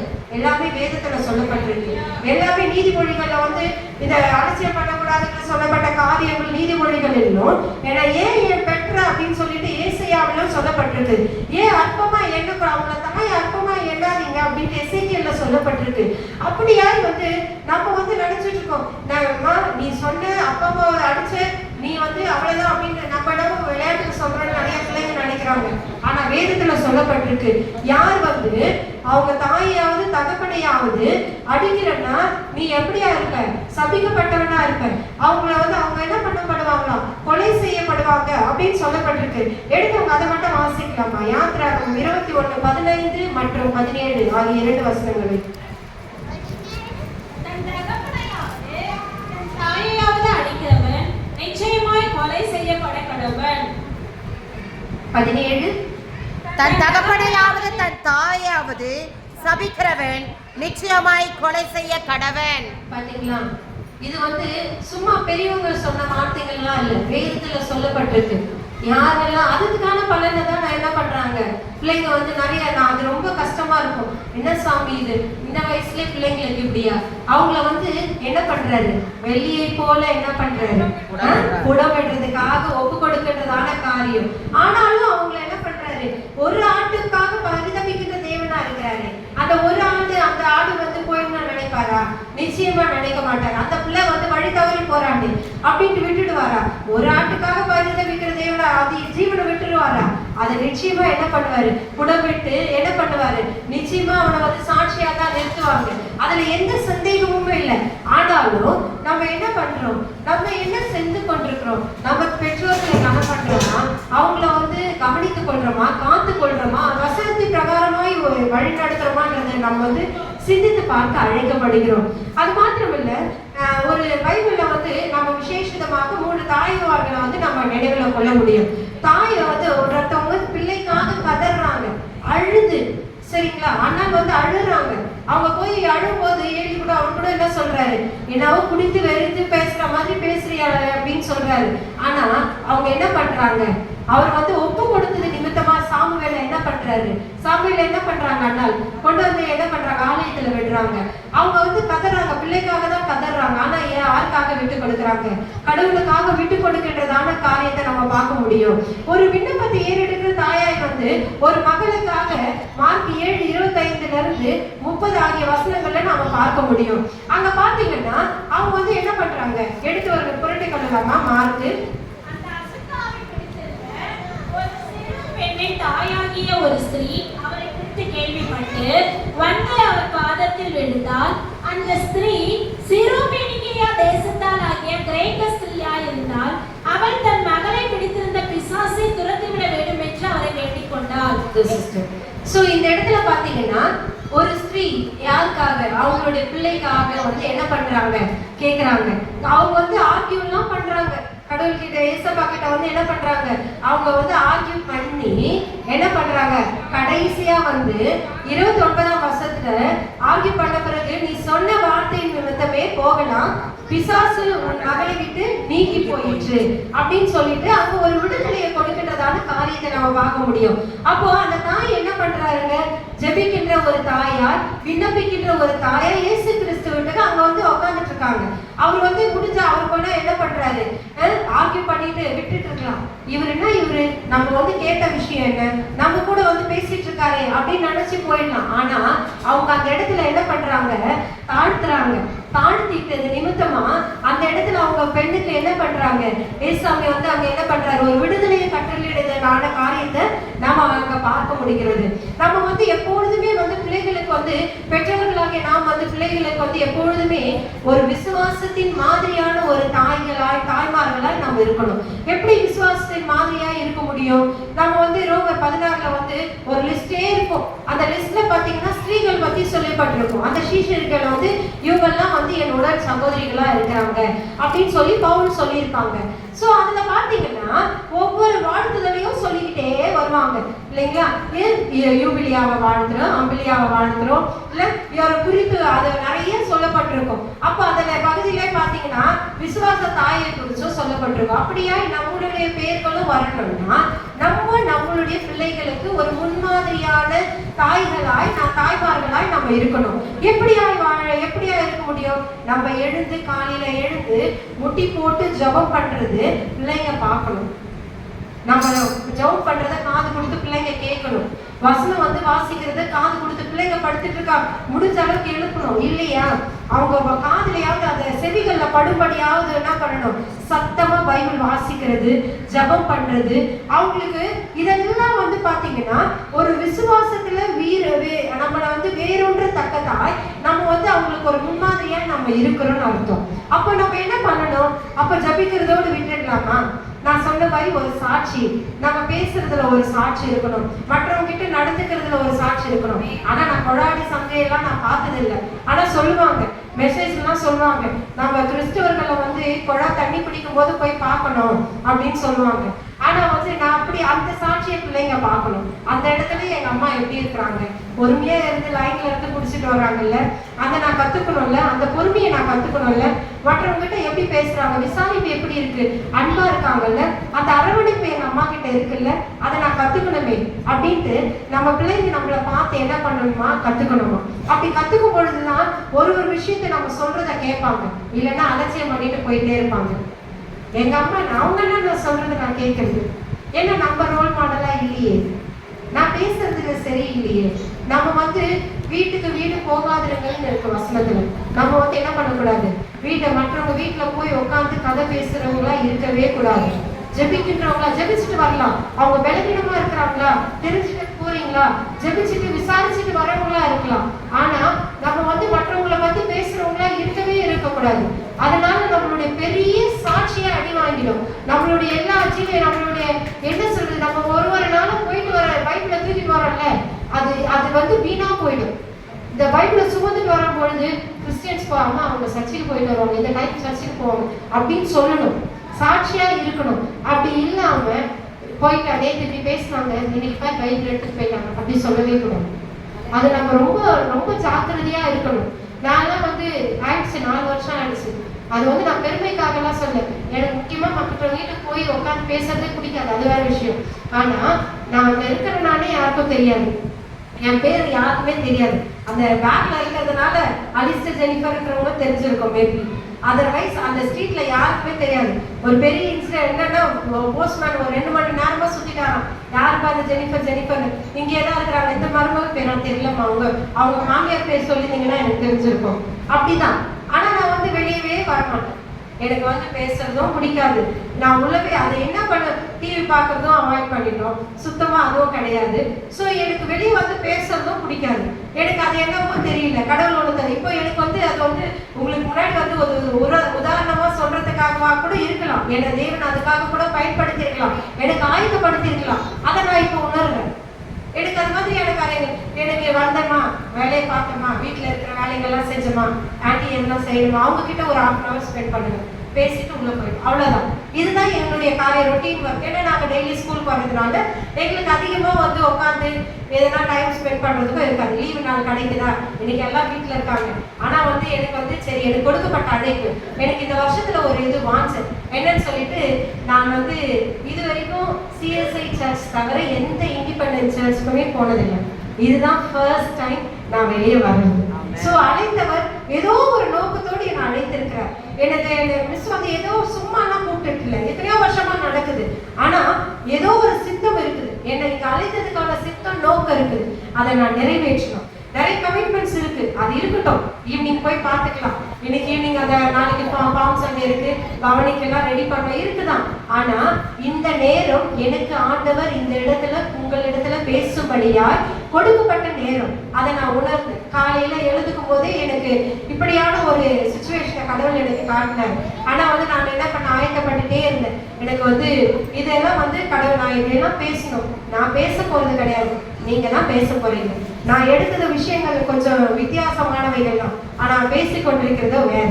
ஆனா தேவன் இடைப்படுகிற காரியம் இந்த இடத்துல இது சொல்லணும்னு இருந்தா அதை கடவுள் நிச்சயமா என்ன பண்ணுவார், ஆவியானவர் நம்மிடையே பலப்பட்டு என்ன பண்ணுவார், யாருக்கு என்னென்ன தேவைகளோ அதை கரெக்டா செய்வார். சரிங்களா? முதல்ல 2 சொல்லப்பட்ட காரியங்கள் நம்மை நாமே சரிப்படுத்திக் கொள்வது. இது குடும்பத்துல காணப்படுகின்றதான ஒரு காரியம், ஒரு கட்டமைப்பு, ஒரு அன்புள்ளவர்களாய் அரவணைப்பின் காரியமா. இதற்கு மேல ஒரு காரியங்களும் பரிதபிக்கின்ற காரியம், பரிதபிப்பு, தவிப்பு, முடிப்பு, ஒப்படைப்பு, இதெல்லாம் ஒரு காரியங்களும் அடுத்தடுத்து நம்ம கேட்க இருக்கிறதோ ஒரு லைஃப் டேர்ம். நம்ம ஒரு மனு கிறிஸ்தவ வாழ்க்கையில மன்னிப்பு நிச்சயம் வேணும், ரட்சிப்பு நிச்சயம் வேணும். நம்ம மட்டும் ரட்சிப்பு பெற்றுக்கொண்டா போதாது, நம்ம பக்கத்துல இருக்கிறவங்க, அக்கம் பக்கத்துல இருக்கிறவங்களுடைய ரட்சிப்பு நிச்சயம் வேணும். அதுக்காக நான் என்ன செய்யறேன், நான் என்ன பண்ணிட்டு இருக்கேன், அவங்க ரட்சிப்புக்காக நான் என்ன பண்றேன், நான் பெற்ற இந்த சந்தோஷத்தை, இந்த மன நிறைவை, இந்த சமாதானத்தை நான் எப்படியாவது ரட்சிப்பு அறிவிக்கிறேன் அப்படின்றதான காரியம். 3வது அரவணைப்பு, குடும்பத்துல காணப்பட வேண்டிய காரியம். பரிதபிக்கின்ற மக்களை நாம் சேர்த்து கொள்கின்றோமா, தவிக்கின்ற மக்களை நாம் எப்படியா பார்த்து கொண்டிருக்கிறோம். தண்ணிக்கு தாகத்துக்கு தானே கேட்கிறவங்களுக்கே நம்ம இன்னைக்கு கொடுக்கறது இல்லை, யோசிக்கிறோம். ஏன்னா யார் எப்படி இருப்பாங்கன்னு தெரியறது இல்லை. ஏன்னா வேவு பார்த்துட்டு போய் ட்ரெயின்ல என்ன பண்ணுவாங்கன்னு ஒரு பயம். அவங்க நல்லவங்களா கெட்டவங்களா தெரியல. ஆனா அதுதான் சொல்லப்படுது, தவிக்கின்ற மக்களை நம்ம என்ன பண்ணுமா, தேற்றுகின்றது. அது மாத்திர நம்மளுடைய ஜீவத்தை என்ன பண்ணோம், இந்த உலகத்துல எல்லா காரியங்களை செய்து முடித்து அவரிடத்துல நம்ம என்ன பண்ணணும், நம்மளுடைய ஜீவனை ஒப்பு கொடுக்கணும். இதுதான் ஏசுசாமி 7 வார்த்தைகளாய் சிலுவையில ஒழிந்தது. அவர் நிறைய காரியங்களை சகோதரி அவர்கள் சொன்னது போல நிறைய சொல்லியிருக்காரு. ஆனா இந்த 7 வார்த்தைகள் ரொம்ப ஸ்பெஷலான வார்த்தைகள், ரொம்ப சிறப்பான வார்த்தைகள். இந்த 7மே நம்மளுடைய வாழ்க்கையில பின்பற்றணும். அதுக்காக தான் அந்த வழியில வேதனையில சிலுவையில தொங்கிக் கொண்டிருக்கிற வேலையில அவர் சொல்லியிருக்கிறார். இந்த காரியங்களை மனதில் கொள்வோம். ஒவ்வொரு நாளும் நம்மளுடைய குடும்பத்தை அரவணைக்கின்றவர்களாய், மற்றவர்களுக்கு அன்பு செலுத்துகின்றவர்களாய், குடும்பத்தை கட்டி அணைக்கின்றவர்களாய் நாம் காணப்படணும். நீங்க எல்லாரும் ஸ்திரீகளாய் இருப்பதனால குடும்பத்தை கட்டமைப்பு என்பது நிச்சயம் வேண்டும் இல்லையா? அப்படி நம்ம விட்டுட்டோம் வைங்களேன், அந்த சாட்சி இல்லாம போயிடும். பின்னாடி நம்ம யாருக்கு பதில் சொல்லணும், நீ விட்டுட்டியே, அவங்களுடைய தாயா இருந்தாலும் நீ விட்டுட்டியே, அப்ப நம்ம பதில் சொல்றவங்களா இருக்கும். அதற்கு நம்ம இருக்கக்கூடாது. நம்மை நாமே சிந்தித்து பார்த்து நம்ம சாட்சி தூண்களாய் நற்கந்தங்களாய் வாழ வேண்டியது அவசியமா இருக்கிறது. கர்த்தர் தாமே திருவார்த்தைகளை நமக்கு என்று ஆசீர்வதிப்பாராக. ஜெபம் செய்வோம். பரிசுத்தர் பரிசுத்தர் என்று உம்மை நான் பாடணுமே, பரிசுத்தர் பரிசுத்தர் என்று உம்மை நான் பாடணுமே, தூதர்களோடு ஆடி பாடி மகிழணுமே, தூதர்களோடு ஆடி பாடி மகிழணுமே.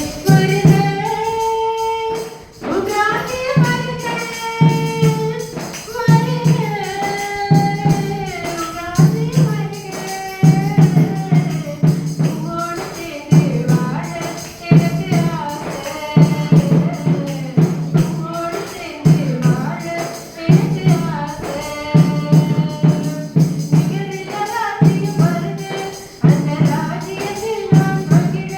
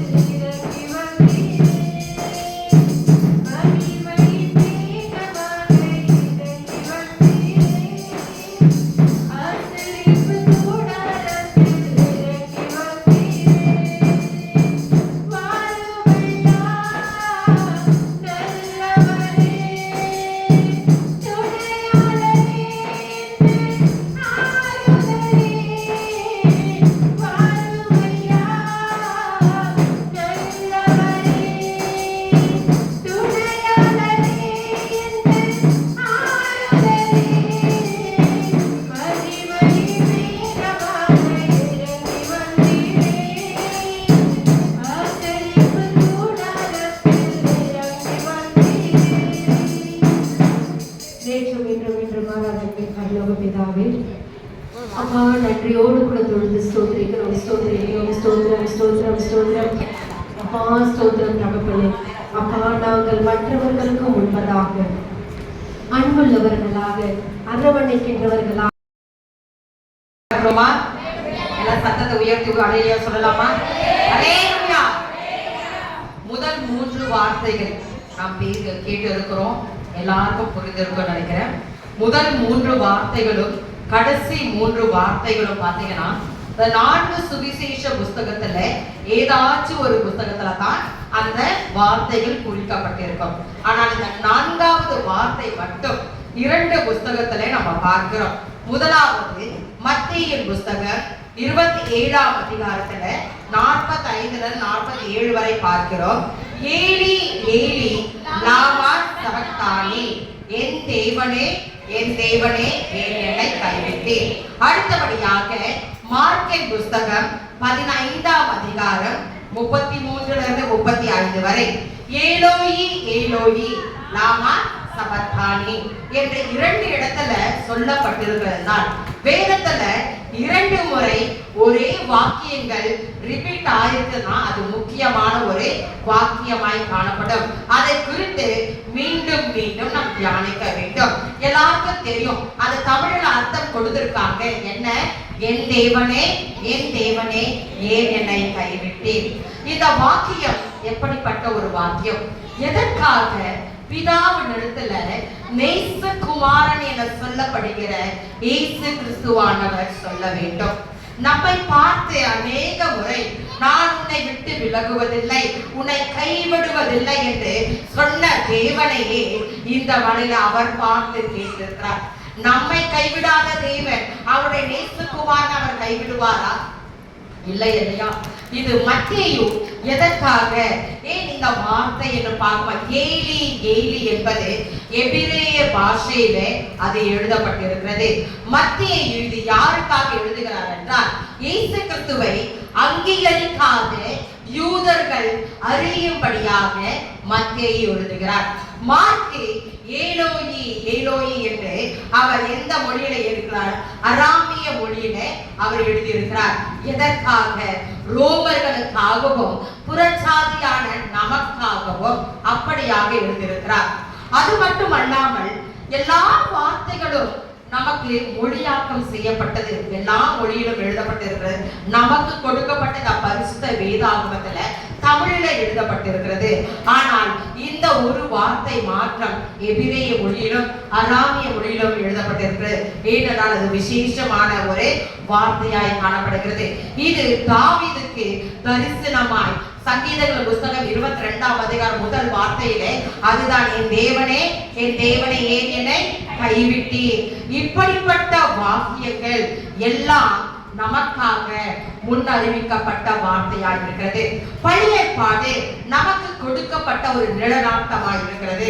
அது நிஜமாய் புதிய ஏற்பாடிலே இயேசு கிறிஸ்துவானவர் சிலுவையிலே நிறைவேற்றினார். நாம் ஏதேன் தோட்டத்திலே ஆதாம் ஏவாள் பேசின வார்த்தைகளும் இந்த சிலுவையிலே அது இயேசு கிறிஸ்துவானவர் பதில் கொடுத்தவராய் காணப்பட்டார். அவர்கள் அன்று செய்த பாவங்களுக்கு கர்த்தர் மன்னிப்பை சிலுவையிலே கொடுத்தார். அவர்கள் அன்று மீறின காரியங்களுக்கு சிலுவையிலே ரட்சிப்பை கொடுத்தார். அவர்கள் தோட்டத்தை விட்டு வெளியேற்றப்பட்டார்கள். ஆனால் இந்த இடத்துல தாயையும் தன் சகோதரனுக்கு ஒரு அரவணைப்பை கர்த்தர் சிலுவையிலே கொடுத்தார். இந்த நாளிலே நாம் பார்க்க போகிற 4வது வார்த்தை, சிலுவையிலே அவர் ரத்தம் சிந்தப்பட்டவராய் தொங்கிக் கொண்டிருந்தார். அப்படி தொங்கிக் கொண்டிருக்கும் போது ஏற்கனவே நம்ம பார்த்த எப்படியா வாரினால் அடிப்பட்டாங்க, அது சதைகள் சிதைந்து போனது என்று பார்க்கிறோம். ஏசாயா மிகவும் அழகாக சொல்லுகிறார், அவரை பார்த்தவர்கள்லாம் பிரமித்தார்களாம். ஒரு மனித ரூபமே இல்லாதவர், அவர் தேவனாக காணப்பட்டார், தேவகுமாரனாய் காணப்பட்டார், திருத்துவத்தின் தேவனாய் இருந்தார். ஆனால் சிலுவையிலே அடிக்கப்பட்டு அந்த தொங்கிக் கொண்டு இருக்கும் போது அவர் முகத்தை பார்க்க முடியாதபடியாய் காணப்பட்டதா. ஏன்னா ரத்த முகம் எல்லாம் ரத்தம், அந்த இடத்துல சதனம் தொங்கிக் கொண்டிருந்ததா. அப்படியானால் ஒரு சாதாரண ஒரு ஆட்டுடைய சரீரத்தை வெட்டி அந்த கறிக்கடையில பார்க்கிறோடைய தொங்கப்பட, அது போல சிலுவையில் அவர் தொங்கிக் கொண்டிருந்தாராம். எத்தனை பெரிதான காரியம்! எதற்காக? நமக்காக, நம் பாவங்களுக்காக, நம் சாபங்களுக்காக, நம் நோய்களுக்காக அவர் சிலுவையிலே விடுதலை கொடுக்கும்படியாக அப்படிப்பட்ட ஒரு காரியத்தை அவர் நமக்காக ஏற்றுக்கொண்ட தேவனாய் இருக்கிறார். அவர் 3 மணி நேரம் சிலுவையிலே அவர் காணப்பட்ட ஒன்றும் பேசாமல் இருந்தார். அவர் 3 மணி நேரம் என்ன பண்ணாராம்? பேசாமல் இருந்தார். நாம் அடிக்கப்படும் போது, தூஷிக்கப்படும் போது நாம் எப்படியாக காணப்படுகிறது ஏற்கனவே அதை குறித்து நாம் பார்த்து விட்டோம். மீண்டுமாக அதை குறித்து பேச வேண்டாம் என்று நினைக்கிறேன். அமைதலாய் காணப்பட்டார். 3 மணி நேரம் அவர் அமைதியாய் காணப்படும் போது ஒரு பெரிதான இருள் சூழ்ந்ததாம். அது எந்த நேரம் பார்த்தீங்கன்னா மதிய நேரத்துல அந்த சிலுவை காணப்பட்டது. அந்த சிலுவையில அந்த இருள் அந்தகாரமாய் காணப்பட்டது. அது ஒரு சூரிய கிரகண காலம் அல்ல, ஒரு புயல் மணல் புயல் வீசுகிற காலம் அல்ல, இல்ல ஒரு மழை காலமும் அல்ல. இருள் சீக்கிரமாய் வருவதற்கு மதியம் 12 3 மணி வேளையில இந்த காரியம் நடப்பிக்கப்படுகிறது. இருள் காணப்பட்டது. அவர் உலகிலே குழந்தையாய் பிறக்கும் போது இரவு வெளிச்சமாய் காணப்பட்டது. ஆனால் அவர் சிலுவையை தொங்கும் போது மத்திய வேளை இரவாக காணப்பட்டது. நானே உலகத்துக்கு வெளிச்சமாய் இருக்கிறேன் என்று சொன்ன தேவன் அந்த இருளை ஆளுகை கொண்டிருந்தார். எதற்காக? நாம் செய்த பாவங்களுக்காக, நமக்காக அவர் இருளிலே தொங்கிக் கொண்டிருந்தார். அந்த இருள் எதற்கு ஒப்பிடப்படுகிறது? சாத்தானின் ஆளுகைக்கு ஒப்பிடப்படுகிறது. ஆனால் நம்மை பார்த்து அழைக்கிறார், நீங்கள் வெளிச்சத்தின் பிள்ளைகள் இருந்து. நாம் வெளிச்சத்தின் பிள்ளைகளாய் இருக்கிறோமா? சிலுவை தியான கூட்டத்துல நாம் அதை நினைவு கூற வேண்டும், நாம் தியானிக்க வேண்டும். நம்மை நாமே குறித்து நிதானிக்கிறவர்களாய் காணப்படுகிறது. எத்தனை முறை தேவனை நாம் இருளுக்குள்ளாக கொண்டு வருகிறோம். நாம் பேசுகிற ஒவ்வொரு வார்த்தை மூலமாக, செயல்கள் மூலமாக இருளுக்குள்ளாக நாம் தேவனை கொண்டு வருகிறோமா? நாம் வெளிச்சத்தின் தேவனை தொழுது கொண்டிருக்கிறோம். பூமியை படைக்கும் போது அந்தகாரமாய் காணப்பட்டது. ஆனால் அந்த இடத்துல இயேசு கிறிஸ்துவானவர் வார்த்தையின் மூலமாய் உலகத்தை சிருஷ்டித்த தேவனாய் இருந்தார். அன்று அப்போது வெளிச்சம் உண்டானது. அந்த வெளிச்சத்தை படைத்த தேவன் சிலுவை இருளிலே தொங்கிக் கொண்டிருந்தாரே, எதற்காக? நம்முடைய இருளான இருதயத்தை மாற்றும்படியாக. ஆவியானவர் நம்மோடு இப்பொழுது இடைப்படுவாராக. அவர் தகப்பனை நோக்கி என் தேவனே, என் தேவனே அழைத்தாரே. எதற்கு 2 முறை அந்த இடத்தில் அழைக்கப்பட்டது என்றால், பிதா, குமாரன், பரிசுத்த ஆவி என்று திரித்துவத்தின் தேவன் ஒருபோதும் தனியாக இருந்ததில்லை. நாம் எல்லா வேதத்துல பார்க்கும் போது எந்த செயல் உலகத்தை படைப்பதற்கு முன்பதாக அநாதி தீர்மானத்திற்காக 3 பேரும் திட்டமிட்டார்கள். மனிதனை எப்படி படைக்க வேண்டும், அந்த மனிதன் பாவம் செய்தால் என்ன நடக்கும், நான் பலியாக போவேன் என்று இயேசு கிறிஸ்து சொன்னார். பரிசுத்த ஆவியானவர் நான் தீட்சணவாளனாக வருவேன் என்று வென்றார். பிதாவானவர் உங்கள் மீறுதல்களை மன்னிக்கும்படியாக 3 பேர் ஒரே நினைப்போடு காணப்பட்டார். அந்த 3 பேரும் எப்பொழுதும் ஒன்றாக இருந்து எல்லா காரியத்தையும் செய்தார். இயேசு கிறிஸ்து லாசருவை அந்த கல்லறையிலிருந்து வெளியே எடுக்கும் போது பிதாவிடத்தில் ஜெபித்தவராய் காணப்பட்டார். பரிசுத்த ஆவியின் அபிஷேகம் அவருக்குள்ளே காணப்பட்டதனால அந்த மரித்தவனாகிய லாசருவை அவர் உயிரோடு எழுப்பின வல்லவராய் காணப்பட்டார்.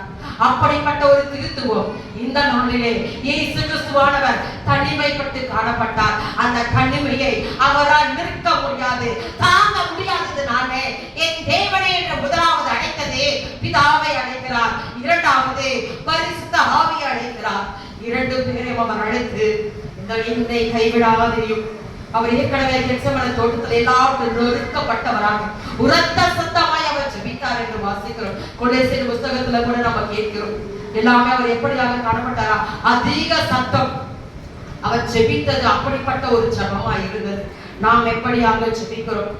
ஹல்லேலூயா, ஸ்தோத்திரம் அப்பா. அவர் பரலோகத்தில் அவர் நேசகுமாரன் என்ற பிதாவன் அவர் சொன்னார். அப்பொழுது அவர் ஞானஸ்தானம் பெற்றார். ஞானஸ்தானம் பெற்ற பிறகு புறா மூலமாக பரிசுத்த ஆவியானவர் அடையாளமாய் அவருக்கு கொடுக்கப்பட்டது. இப்படியாக பிதா, குமாரன், பரிசுத்த ஆவியானவர் 3 பேருமே அவர்கள் இணைந்து இருந்தாங்க.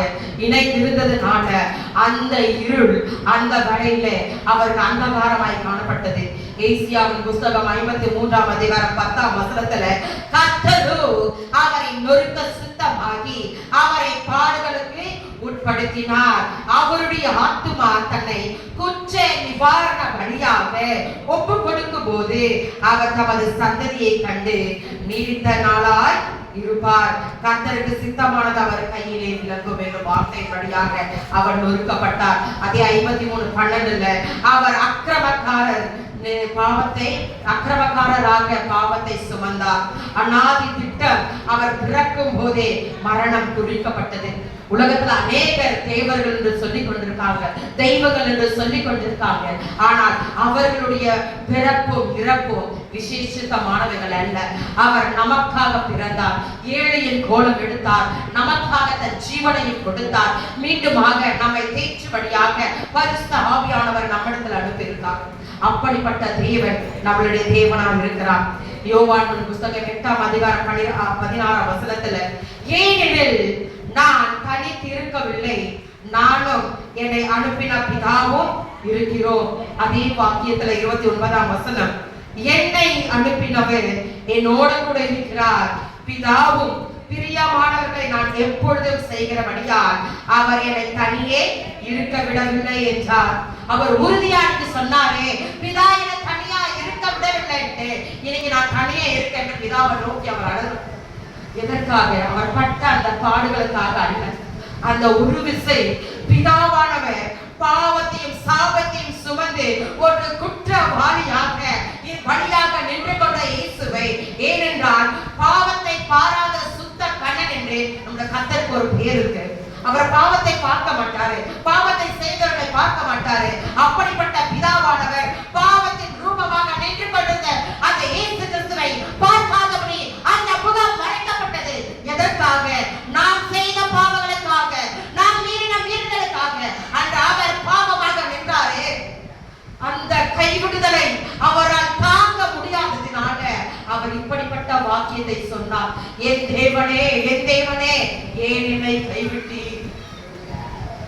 நாம் இந்த வழியில ஒரு விசைக்காக நம்மை நாமே ஒப்பு கொடுப்போமா?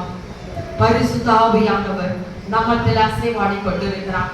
பிதா, குமாரன், பரிசுத்த ஆவியானவர் நம்மத்திலே காணப்படும்படியாக நம் பாவங்களுக்காக நாம் கர்த்தரிடத்துல நம்மை ஒப்பு கொடுப்போம். அவர் நம் முகத்தை, தம்முடைய முகத்தை நமக்கு மறைக்காதபடி, ஆண்டவரே, என்னுடைய பாவங்களுக்காக அவர் சுமந்து தீர்த்த ஆட்டுக்குட்டியாய் காணப்பட்டாரே, குற்ற நிவாரணபடியாக காணப்பட்டாரே, சர்வாங்கபடியாக காணப்பட்டாரே. நாங்கள் ஒப்பு கொடுக்கிறோம் அப்பா, நாங்கள் ஒப்பு கொடுக்கிறோம் அப்பா. நீங்க கைவிடாத தேவன் அப்பா. ஆண்டவர், நான் உன்னை விட்டு விலகுவதில்லை என்று சொன்ன தேவன் அப்பா. ஒரே பேரான குமாரன் ஆண்டவரை கைவிடப்பட்ட நிலையில காணப்பட்டது.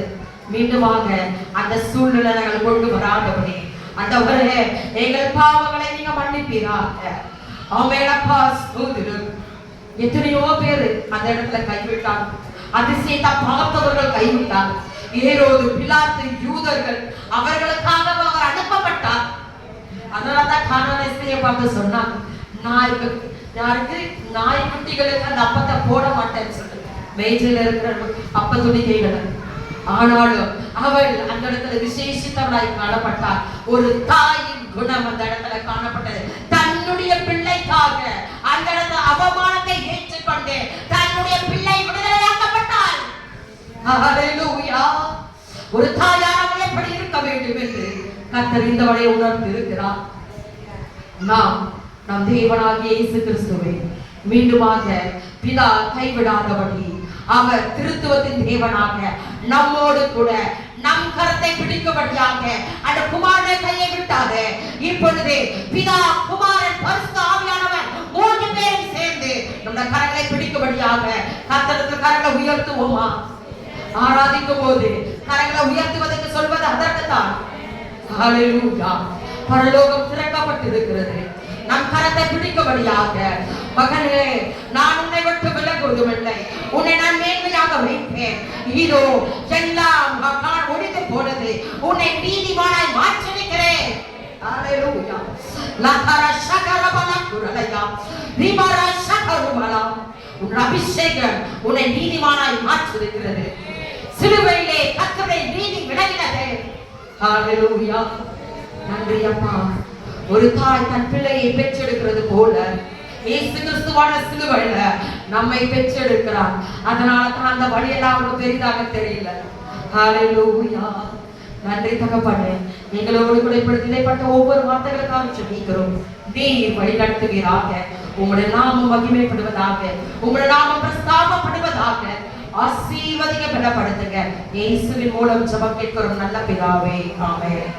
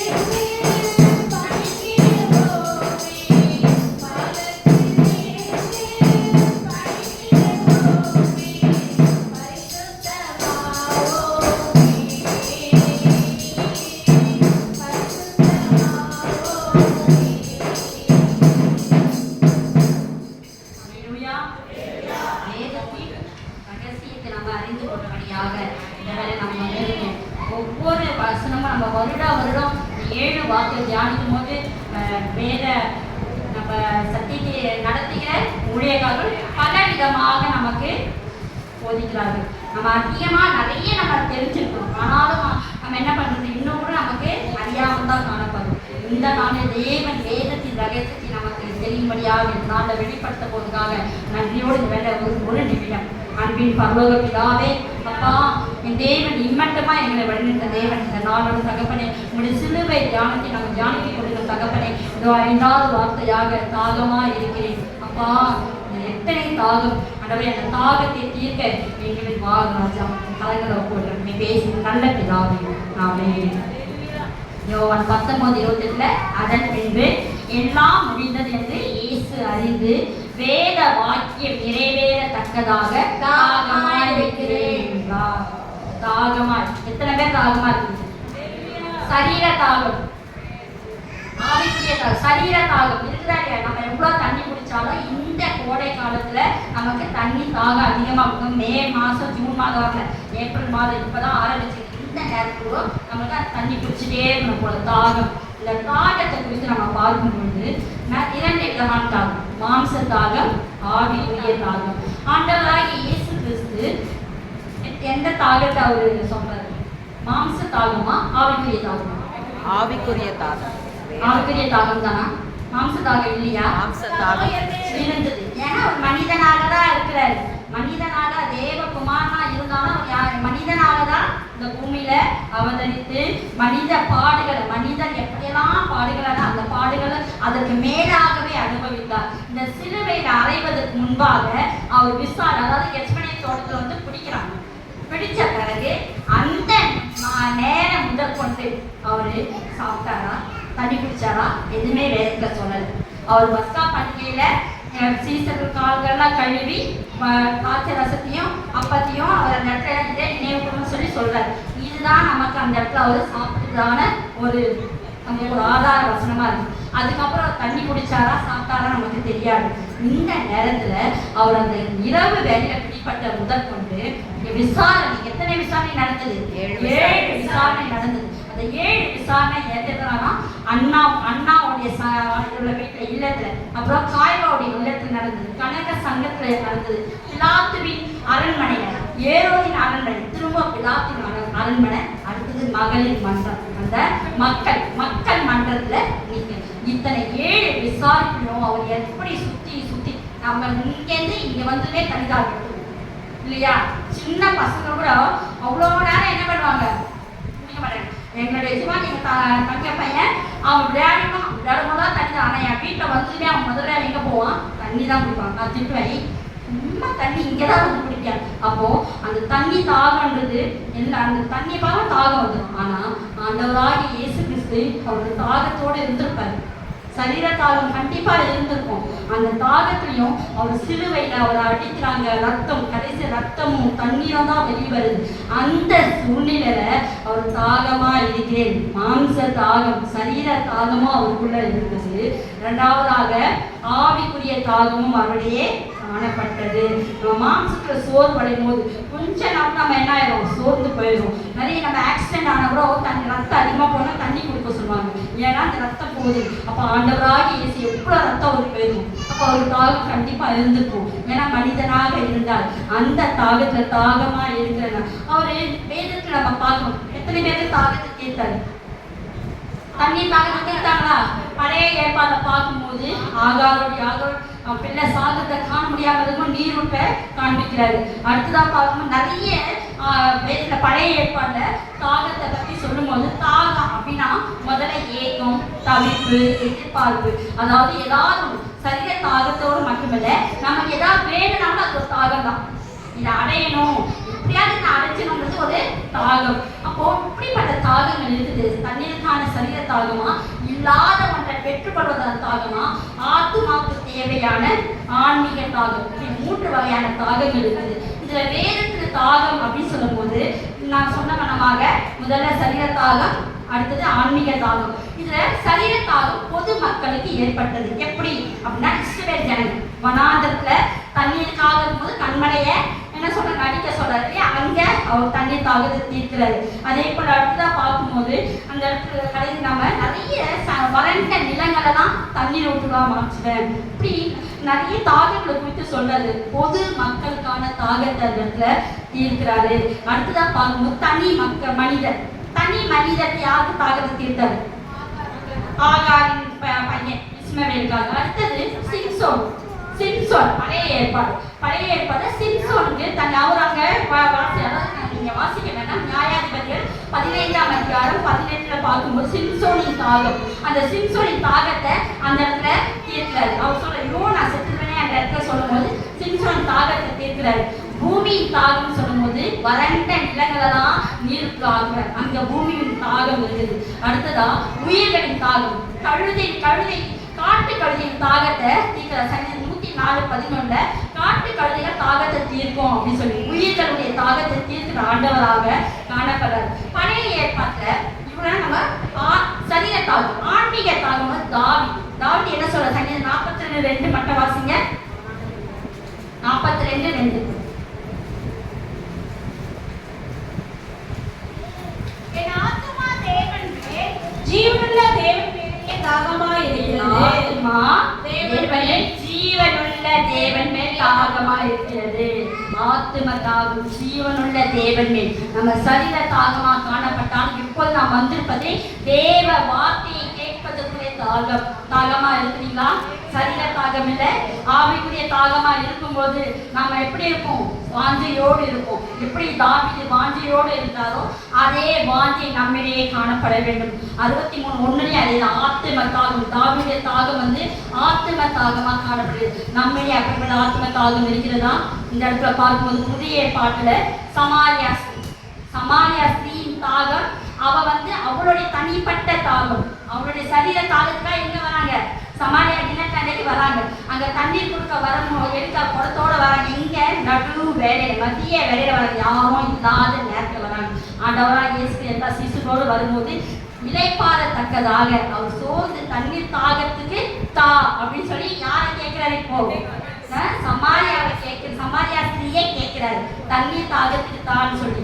அப்போ நீ யூதனாக நீ என்னிடம் கேட்கலாமா அப்படின்னு சொல்லி அவங்க கேட்கிறாங்க. இதெல்லாம் இருக்கும்போது நீ கேட்கறது யாருன்னு தெரிஞ்சா நீ என்ன பண்ண மாட்டேன், என்ன கேட்க மாட்டேன். நான் குடிக்கிற தண்ணீர் எப்படி இருக்கும்? தாகம் தீர்க்கும், உனக்கு தாகமே வராது அப்படின்னு சொல்லி அங்க சொல்றாரு. சரீர தாகத்தை அவனுக்காக வந்த அவளுக்கு ஆன்மீக தாகத்தை அந்த இடத்துல ஆண்டவர் என்ன பண்ண வெளிப்படுத்த சமாரியாசி அவர் கேட்ட கேள்விக்குதான் உண்மையான பதிலா சமாரியாசி சொல்லும் போது அந்த இடத்துல ஆண்டவராகி இயேசு அவருக்கு ரட்சிப்பு அந்த இடத்துல கட்டளையிறார். ஆன்மீக தாகத்தை தீர்க்கிறாங்க. இந்த ஆன்மீக தாகத்தை அவர் கேட்டு பெற்றுக்கொண்டது நிமித்தமாக சமாரியா இந்த ஊர்ல இருக்கிற எல்லா ஜனங்களுக்கும் போய் சொல்றான். என்ன சொல்றான் அந்த மனுஷன் என்னை பத்தி எல்லாம் சொல்றாரு. அப்போ ஏற்கனவே சமாரியா ஜனங்கள் அவரை பத்தி கேள்விப்பட்டால அவரை பார்த்து ஓடி வந்து சமாரியா அங்க இருக்கிற ஜனங்களும் அவருடைய தாகத்தை, ஆன்மீக தாகம், ஆத்ம தாகத்தை தீர்த்து கொண்டார்கள். சரீர தாகத்தாக வந்த அந்த சமாரியா ஸ்திரீ ஆத்ம தாகத்தோடு அந்த இடத்துல வந்து அந்த ஒரு ஊரையே அவர் அந்த சமாரியா ஸ்திரீ என்ன பண்ணாங்க, ஆத்ம தாகத்தை தீர்க்கிற ஒரு கருவியாக அந்த இடத்துல பயன்படுறாங்க.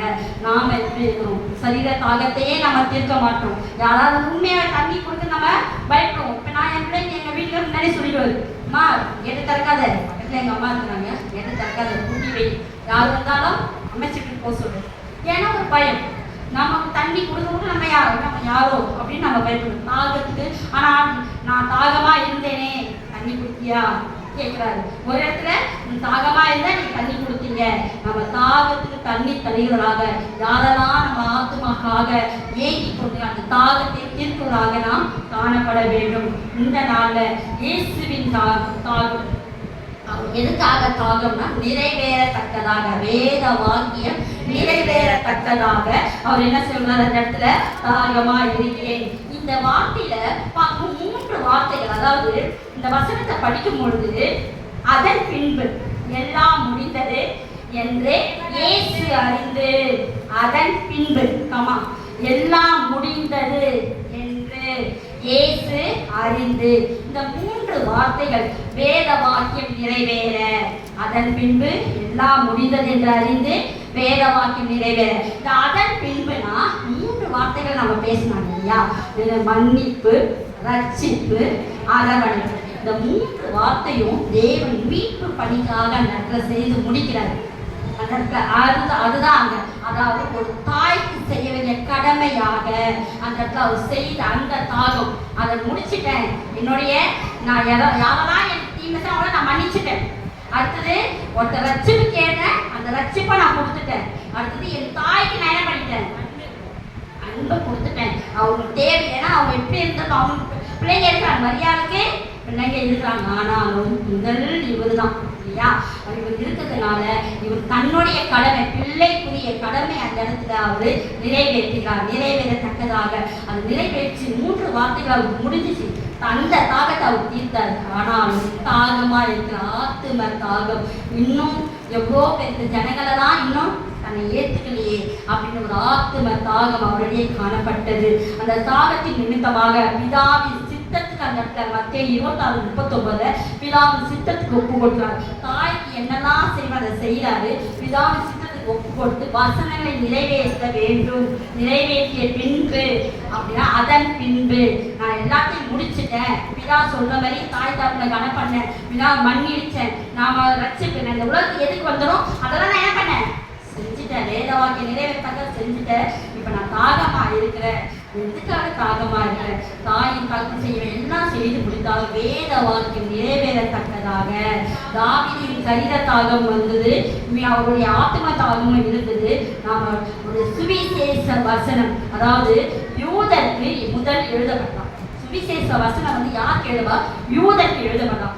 யூதர்கள் வந்து அந்த அவங்களுடைய பைபிள் எதுனா நியாயப்பிரமாணம். அந்த நியாயப்பிரமாணம் பழைய ஏற்பாடு அவருடைய அதை வந்து மேசியா அப்படின்னு சொல்லும்போது அந்த வேத வாக்கியத்தை அவங்க உணர்ந்தா யோவான் இடத்துல அவர் வேத வாக்கியம் நிறைய பழைய ஏற்பாடுல ஆண்டவருக்கு சொல்லி இருக்கிறாங்க. இதெல்லாம் ஏற்கனவே சொல்லிட்டாங்க. அவர் பிறப்பு, அவர் இறப்பு எல்லாமே எங்க இருக்குது, இது இருக்குதுயா, இதுதான் இங்க நடந்திருக்குது.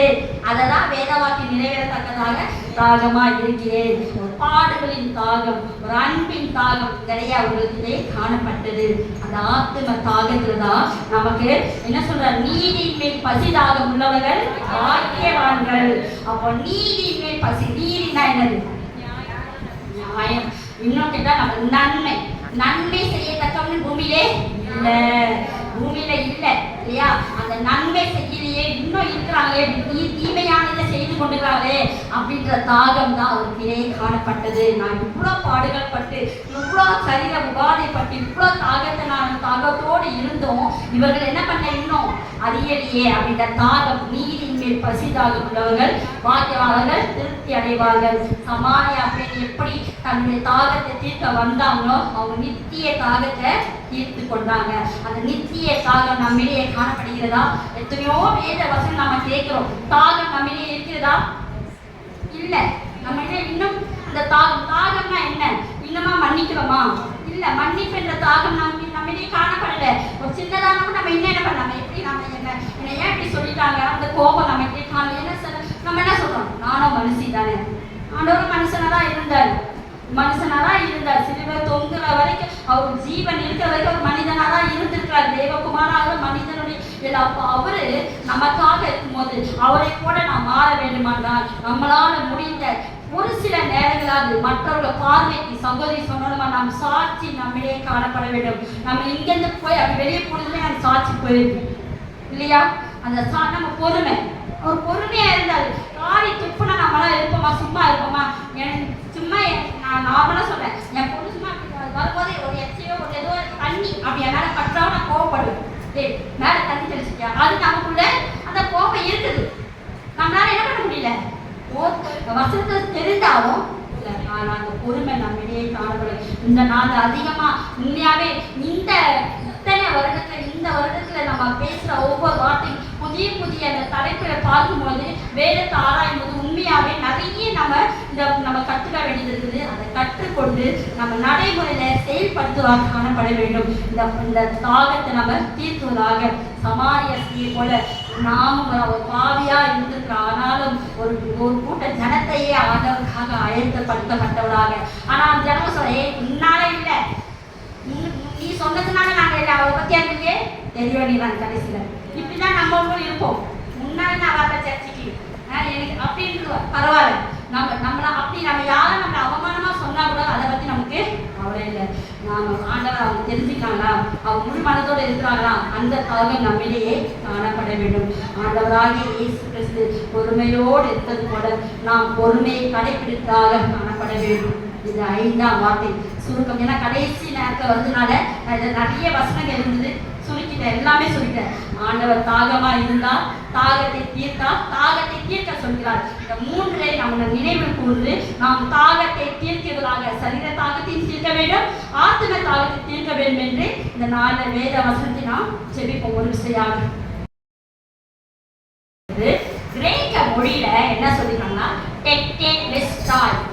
டெக்டே, அதாவது அதை இங்கிலீஷ்ல நான் ப்ரொனவுன்ஸ் பண்றேன், TELESTA டெஸ்டே அப்படின்னு சொல்றாங்க.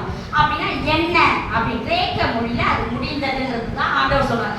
ஏன் அப்படின்னா அந்த காலத்துல ஏதாவது ஒரு பொருளை வாங்கினாலோ நிலத்தை வாங்கினாலோ ஏதாவது வாங்கினாலோ அவங்க என்ன பண்ணுவாங்க, கிரயம் இந்த கிரயம் கொடுக்கப்பட்டது, சம்பளம் வருமானம் பணம் கொடுக்கப்பட்டது என்ற வார்த்தைக்கு தான் அங்க எந்த வார்த்தை டெஸ்டே சாய் அப்படின்னு சொல்லிட்டு அப்படின்னா கிரயத்துக்கு கொல்லப்பட்டீங்க, நான் வாங்கிட்டேன். ஒரு அக்ரிமெண்ட்டை சைன் பண்றாங்கல்ல, ஒரு பில் எப்போ இருந்தாலும் என்ன பண்ணுவாங்க, ஒரு பில் போட்டு இப்போ நம்ம அந்த காலத்துல கிரேக்க மொழியில அந்த டெஸ்டாய் தான் போட்டிருந்தாங்க. இப்போ நமக்கு பில் வாங்கும்போது என்ன ஸ்டாம்ப் போடுறாங்க, பெய்ட் அப்படி போடுறாங்க. அது முடிந்தது. இந்த முடிந்ததுதான் ஆண்டவர் கிரேக்க மொழியில அந்த இடத்துல சொல்றாங்க டெஸ்டாய் அப்படின்னு அந்த வார்த்தையை பயன்படுத்துறாங்க. ஆண்டவராகிய இயேசு சிலுவையில் தொங்கி அந்த கடைசி நேரத்துல முடிந்தது, நமது பாவ மன்னிப்பை பற்றி அவரு முழு கிரயத்தை என்ன பண்ணாராம், செலுத்தி விட்டாராம். அததான் அவர் முடிந்தது சொல்ற. எல்லாமே முடிஞ்சிச்சு. நான் எதுக்காக இந்த உலகத்துக்கு வந்தனோ அதை நான் என்ன பண்ணிட்டேன், முடிச்சிட்டேன். முடிந்ததுன்ற வார்த்தை பல காரியங்கள் இருக்குதான். அதாவது ஏசாயாவுல 53:5, யோவான் 6:38 இதெல்லாம் சொல்லும்போது நிறைய ஆண்டவர் குறித்து சொல்றாங்க. சிலுவை குறித்து நம்ம திட்டமிட்டு முன்னறித்தவை எல்லாம் நிறைவேறிற்று அது சொல்றாங்க. அடுத்தது பழைய அவர் பாடுகள் குறித்து சொல்லப்பட்ட அத்தனை காரியங்களும் நிறைவேற்றி என்னன்னா அவருக்கு முள்முடி சூட்டப்படணும், சிலுவை அறையப்படணும், காயங்கள் 5 காயங்கள் பண்ணிட்டாங்க. ஏசையால எல்லாத்தையும் தீர்க்க தரிசனமா என்ன பண்ணிட்டாங்க சொல்லிட்டாங்க. இதெல்லாம் வேத வாக்குமே எல்லாமே முடிந்தது. உலகத்தின் பாவம் தீர்த்து முடியாது. உலகத்துல பாவமே கிடையாது. நாம தான் இப்ப திரும்ப என்ன பண்றோம், ஆண்டவரை சிலுவை அழைத்து கொண்டுக்கிறோம். அவர் பரிகாரியாகிய கர்த்தர் நமக்காக நம் பாவங்களை அந்த சிலுவையே முடிச்சிட்டாரு. நீ நம்ம என்ன பண்ணக்கூடாது, பாவம் செய்யக்கூடாது. இயேசு ஆவி ஆத்மா செலுத்தப்பட்ட பாடுகள்லாம் முடிந்தது. நமக்காக எல்லா பாடுகளும் முடிக்கப்பட்டது. மனு குலத்துக்காக மீட்புக்காக செய்த எல்லாமே முடிஞ்சிச்சு. சிலுவையில் சிந்தின ரத்தம் உலக மீட்புக்கு ஆரம்பம், உலக மீட்புக்கு. இனி பிசாசு அவர் என்ன பண்ணிட்டாரு? அழிச்ச சிலுவையிலே எல்லாத்தையும் கொன்று போட்டாரு. பகையை சிலுவையிலே கொண்டுட்டாரு. ஆனா நம்ம என்னமா பகையா இருக்கும் இல்லையா? எல்லாத்தையும் முடிச்சுட்டேன். நான் உனக்காக பாவங்களை எல்லாத்தையும் முடிச்சுட்டேன். நீ பாவம் செய்யாதுன்றாரு. நான் என்ன மன்னிச்சு நீயும் என்ன பண்ண மன்னிடு. ஆனா நம்ம என்ன பண்றோம்? இன்னமும் தொடர்ந்து தான் இருக்கோம். அந்த தொடரை நம்ம என்ன பண்ணோம்? முடிக்கணும். ஆண்டவர் எதெல்லாம் முடித்து வைத்தாரோ நம்ம அதை தொடங்காதபடி முடித்து வைக்கலாக காணப்படும். பிசாசின் ராஜ்யத்துக்கு ஒரு முடிவை ஆண்டவர் தந்தார். பிசாசின் ராஜ்யத்துக்கு முடிவை தந்தார். பிசாசு ஆண்டவரே சோதிக்கிறதுக்கு வந்தார். ஆனால் அவர் ஜெயம் கொண்டார். அந்த ஜெயத்தை நாம் செய்ய பெற்றுக்கொண்டு அதன் முடிவு மட்டும் நாம் நிலைத்திருப்பதாக காணப்பட வேண்டும். நிறைவேற்றும் ரோமர் 19:9-10 10ஆம் அதிகாரம் 9-10. என்னவென்றால் கர்த்தராகிய இயேசுவை நீ உன் வாயினால் அறிக்கையிட்டு தேவன் அவரை மரித்தோரிலிருந்து எழுப்பினார் என்று உன் இருதயத்திலே விசுவாசித்தால் ரட்சிக்கப்படுவார். நீதி உண்டாக இருதயத்திலே விசுவாசிக்கப்படும், ரட்சிப்பு உண்டாக வாயினாலே அறிக்கை பண்ணப்படும். அவரை விசுவாசிக்கிறவன் எவனோ அவன் வெட்கப்படுவதில்லை என்று வேதம் சொல்லுகிறது. நாம் விசுவாசிகளாக அவர் சொன்ன ஒவ்வொரு வார்த்தைகள் விசுவாசிக்கும் நம்மிடையே மீட்பு காணப்படுகிறது. மத்தேயு 5:17 நியாய பிரமாணத்தை ஆனாலோ தீர்க்க தரிசனங்களை ஆனாலோ அழிக்கிறதுக்கு வந்தேன் என்று எண்ணிக்கொள்ளாதீர்கள். அழிக்கிறதற்கு அல்ல, நிறைவேற்றுவதற்கே வந்தேன். நிறைவேற்றவே அவர் வந்திருக்கிறார். எல்லாவற்றும் நியாயமாக தீர்க்கதரிசனம் சொன்ன வாக்கியங்கள் ஆண்டவர் நிறைவேற்றி முடித்திருக்கிறார். அப்படி நிறைவேற்றி முடித்த காரியம் நம்ம திரும்ப என்ன பண்ணக்கூடாது? தொடரக்கூடாது. ஆண்டவர் தாமே இந்த நாளில் நியாய பிரமாணத்தின் முடிவை நமக்கு கொடுத்திருக்கிறார். இயேசு தொடங்கி வைத்த முடிவு நியாய பிரமாணத்தின் முடிவு. மனிதர்களின் மரண பயத்தை ஆண்டவர் என்ன பண்ணார்? அந்த இடத்துல முடித்தார். மரண பயமே நமக்கு வேண்டாம்னு சொல்லி சிலுவையிலே முடித்து விட்டார். பிசாசின் கிரிகளை அழித்து முடிவு கட்டினார். மனிதனின் பாவத்திற்கு தன்னை பலியாக, அதாவது ஏதாவது ஒண்ணுனா நம்ம பலி செலுத்தணும். பலி விலங்குகளை பலியிடுத ஒரு முடிவு கொண்டு வந்தார். இந்த இடத்துல மிருகங்கள் பலிகளுக்கு ஒரு முடிவு கட்டின ஆண்டவர் ஒரே பலியாக, ஒரே யாரா நமக்காக ரத்தம் சிந்தி பலியானாரே ஆண்டவராகிய இயேசு கிறிஸ்து. நம் பாவத்தின் சம்பளம் மரணம். ஆனா அந்த பாவத்தின் சம்பளம் மரணத்தை ஆண்டவர் நமக்காக ஏற்றுக்கொண்டார். அப்படிப்பட்ட ஒரு முடிவை பெற்ற நாம் ஆண்டவர்கிட்ட நாம் எப்படி இருக்கணும்? முடிவு பரியந்தம் அவர் சொன்ன ஒவ்வொரு வார்த்தைக்குனே கூர்ந்து அதிகமாக ரட்சிப்பு சிலுவை மரணத்துல கிடைத்து நமக்கு எல்லாமே அவருடைய சிலுவையிலே கிடைச்சிச்சு. திரும்பவும் நாங்கள் என்ன பண்றது? அதை கேட்டு நம்ம பெற்றுக்கொண்டது கேட்கிற எவனும் பெற்றுக்கொள்ளலாம். அதை பெற்றுக்கொண்டதை நாம் இழந்து விடாதபடி கர்த்தர் நம்மை ஒவ்வொரு நாளும் நம்மை சுத்திகரித்து நம்மை காத்துக்கொள்ள கடவுள். ஆமென். 7வது வார்த்தை பிதாவே நானே ஒப்புவிக்கிறேன். ஆவியை 7 வார்த்தைகள். சிலவரை 7 பூக்கள் பூத்தது. 7 பூக்கள். முதல் பூ என்ன பூ? மன்னிப்பு முதல் பூ. 2வது பூ ரட்சிப்பு. 3வது பூ அன்பு. 4வது பூ சொல்லுங்க. 4வது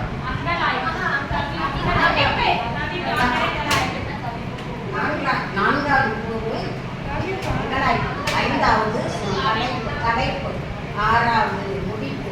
7வது 7 பூக்கள். இந்த 7 பூக்கள் நமக்காக சிலுவையில் பூத்தது. நீங்கள் நானும் ரட்சிக்கப்பட முடியாது. நீங்கள் நானும் இன்னும் இருக்கிற நிலவிலிருந்து மாறிக்கொள்ள முடியாது. இன்னும் இருக்கிற சுவாப குணம் நமக்குடைய மாறிக்கொள்ளபடியாக அந்த சிலுவையுடைய 7 பூக்கள் பூத்தது. 7 என்றால் ஒரு நிறைவு. 7 என்ன? பரிபூரணம். அது ஒரு பூரணம். 7 என்று ஒரு முடிவு. எல்லாருக்கும் ஆசீர்வாதத்தை கொடுத்து 7. கர்த்தராகிய இயேசு கிறிஸ்து கூட ஒவ்வொரு நாளும் ஒவ்வொரு நாள் முதலாவது நாள் யார் உண்டாக்கினார்? ஃபர்ஸ்ட் யார் இதை செய்தார்? என்ன பண்றாரு? வானத்தையும் பூமியும் உண்டாக்கினார். ஒவ்வொரு நாள் ஒவ்வொரு தேவன் உண்டாக்கினார். 7ஆம் நாள் கர்த்தர் ஓய்ந்திருந்தார். அல்லேலூயா. நிறைவு. 7ஆம் நாள் கர்த்தர் நம்ம ஒவ்வொரு நாளும் ஒவ்வொரு காரியத்தை கர்த்தர் இந்த உலகத்தில் உருவாக்கி 7ஆம் நாள் தேவன் ஓய்ந்திருந்தார் காணப்பட்டார். 7 ஒரு நிறைவை கொடுக்கிறது. அல்லேலூயா. இந்த நாளில் நமக்கு 7 நிறைவான ஆசீர்வாதத்தை கர்த்தர் நமக்கு கொடுப்பார். அல்லேலூயா. அடுத்தபடி 7 என்று பேசுற அநேக வார்த்தைகள் உண்டு. அடுத்தபடியா 7 என்பது எது சொல்லுங்க பார்க்கலாம். பசியிலே களைத்து போனவர்களுக்காக கர்த்தர் என்ன பண்ணாரு? ஆகாரம் கொடுக்கும்படியாக ஜனங்களை கேட்கும் முதல்ல சொன்ன 5 அப்பம், அடுத்து பார்க்கும்போது 7 அப்பங்கள். அந்த 7 அப்பங்களை கொண்டு 4000 பேருக்கு தேவன் ரட்சிப்பை கட்ட. அல்லேலூயா. இந்த நாளில் நமக்கு கர்த்தர் 7 வைத்து தேவன் ஆசீர்வதிப்பார். 7 என்று சொன்னால் 7 நாட்கள். அல்லேலூயா. ஒவ்வொரு நாட்களும் வேதவசனம் ஆராய்ந்து படித்து நான் 7ஆம் நாள் ஆண்டவருடைய சமூகத்துல நம்ம ஒப்புவிக்க மாட்டேன். 7 நாள் எனக்கு கொடுத்து இந்த நாள் ஆண்டவர் இயேசு கிறிஸ்து இந்த வசனத்தை வாசிங்க. ஒப்புவிப்போம். லூக்கா சுவிசேஷம் கடைசி 7ஆம் வசனம். இயேசு பிதாவே, உம்முடைய கையில் நமக்கு ஒப்புவிக்கிறேன் என்று மகா சத்தமாக கூப்பிட்டு சொன்னார். இப்படி சொல்லி ஜீவனை விட்டார். உம்முடைய கையிலே நாமே ஒப்புவிக்கிறேன். அல்லேலூயா. அவருடைய கையில ஆண்டவர் இயேசு கிறிஸ்து பிதாவின் கையிலே நாமே ஒப்புவித்து மகா சத்தமாக கூப்பிட்டார். ஏன் மகா சத்தமாக கூப்பிட்டார்? அல்லேலூயா. ஏன் மகா சத்தமாக கூப்பிட்டார்? என் பிதாவுக்கு காத்திக்கலாம் இவர் சத்தமா கூப்பிடுறாரு. இவர் சொன்ன வார்த்தையுடைய அங்கலாக்கு கதறல் பிதா என்ன பண்றாரு? பாரத்தோடு காணப்பட்டு கொடுக்கிறார். என் மகன் சபை போடு, என் மகன் பலவிதமான காரியத்தோடு அப்படியே கஷ்டப்பட்டு சொல்லி சோர்வோடு காணப்படுவது பிதாவுக்கு சத்தம் கேட்க முடியாத மகா சத்தமாய் ஒப்புவிட்டார். அல்லேலூயா. அவரை பரிகாசம் பண்ண ஏறுவது, அவரை பரிகாசம் பண்ண இஸ்ரவேல் ஜன மத்தியிலே அவர் காதுகள் கேட்க முடியாத மகா சத்தமாய் கூப்பிட்டு தன் மகனை ஒப்பு கொடுத்தார். அல்லேலூயா. இந்த நாளில் கூட நம்முடைய அமைப்பு கூட தேவனுக்கு பரிசுத்தமாய் காணப்பட வேண்டும். அவர் எதற்காக மகா சத்தம்? நான் பரிசுத்தன், நான் நீண்டமாய் எடுத்துக்கொள்வேன், என்னோட உயிர் இருக்கிறது, நான் மரித்தாலும் பிழைப்பேன். அல்லேலூயா. நான் மரித்து எழுந்திருப்பேன், நான் மரித்த முதல் எழுதிட்டு சொல்லி அந்த ஆவியை அவர் ஒப்பு கொடுத்தவராய் காணப்பட்டார். அவன் ஆவியை மரித்தாலும் கூட 3 நாட்கள் அங்கே பொழுது அங்கே கீழே போய் அங்கே அநேகருக்கு சத்தியத்தை சொல்லுது. அப்படியே ஆவி. அல்லேலூயா. ஜனங்கள் ரட்சிக்கப்பட முடியாது. அந்த நரகத்தில் இருக்கிற ஜனங்கள் ரட்சிக்கப்பட முடியாது. 3 ஆண்டவர் சுவிசேஷத்தை அறிவித்தவராய் காணப்பட்டார். அப்போ அவருடைய ஆவி மரித்தாலும் கூட ஆவி உயிர் பெற்றதாய் காணப்பட்டது. ஆவி அவர் ஒப்பு கொடுத்தார். அல்லேலூயா. அப்போஸ்தலர் புத்தகத்துல வாசிக்கிறோம். சேவானை குறித்து வேதவசனம் சொன்னா அதிக நேரமாகும். சேவான் கர்த்தருடைய ஊழியத்தை அதிகமாய் செய்த சேவான். அப்படி இருக்கும்போது அவனுடைய அநேக ஜனங்கள் அவனை கல்லறிகிறார்கள். அவன் கல்லறியும் போது கூட ஆண்டவருடைய சமூகத்தில் ஆண்டவரே, என் ஆவியை சமூகத்தில் ஒப்புவிக்கிறேன் என்று தன் ஆத்துமாவே தன் ஆவியை தேவ சமூகத்தில் ஒப்புவித்தான். அவனுடைய ஆவியை ஒப்புவிக்கப்பட்டது. நாளிலும் கூட நம்மை கூட பார்க்க வேண்டும். நாம் மரிக்கும் போது நம்முடைய ஆவி எப்படி இருக்கும்? ஒருவேளை நான் வாழின் பேரை சொல்லவில்லை, வயதாய் காணப்பட்ட என்னையும் கூட சேர்த்து சொல்கிறேன். இம்மட்டமாய் தேவனுடைய சமூகத்தில் எப்படி இருக்கிறோம்? அல்லேலூயா. ஒரு பூரணம் மக்களை காணப்படுகிறதா? பூரணம் உள்ளவர்களாய் முதியோர்கள் எப்படி இருக்க வேண்டும்? தேவனுக்கு வெளியேற்பட்ட முத்தர்களாய் நாம் காணப்பட வேண்டும். நாம் பூரணம் உள்ளவர்களாய் நாம் காணப்படும் போது நம்முடைய ஆத்துமா அவருக்கு விளையாடப்பட்டதாக இருக்கும். அல்லேலூயா. இத்தனை ஆண்டுகளாம் பிள்ளைகளை பெற்று பிள்ளைகளை வளர்த்து பிள்ளைகளுக்கு என்ன செய்ய வேண்டிய கடமைகளை செய்து நாம் வாழ்க்கிற வாழ்க்கையை நாம் பூர்ணம் அடைந்திருக்கிறோமா? ஆண்டவர் பூர்ணம் அடைந்தவராய் காணப்பட்டார். உலகத்தில் இருக்கும்போது செய்ய வேண்டிய காரியத்தை கத்தை நாம் செய்து முடித்தார். முடிக்கும் போது கூட தன் வாழ்க்கை ஒரு குறை ஆத்துமதாக காணப்பட்டது. அல்லேலூயா. அவர் செய்த ஒவ்வொரு காரியத்தையும் அங்கே தன் தாயை பார்த்து அவர் அங்கே இந்த சிசுவை பார்த்து அதோ உன் தாய், அதோ உன் மகன். அல்லேலூயா. ஒரு பெரிதான பிரமாணம், ஒரு பெரிதான அன்பு, ஒரு பெரிதான கட்டளை. அல்லேலூயா. அப்படி சமூகத்தில் காணப்பட்டது மன்னிப்பு. அல்லேலூயா.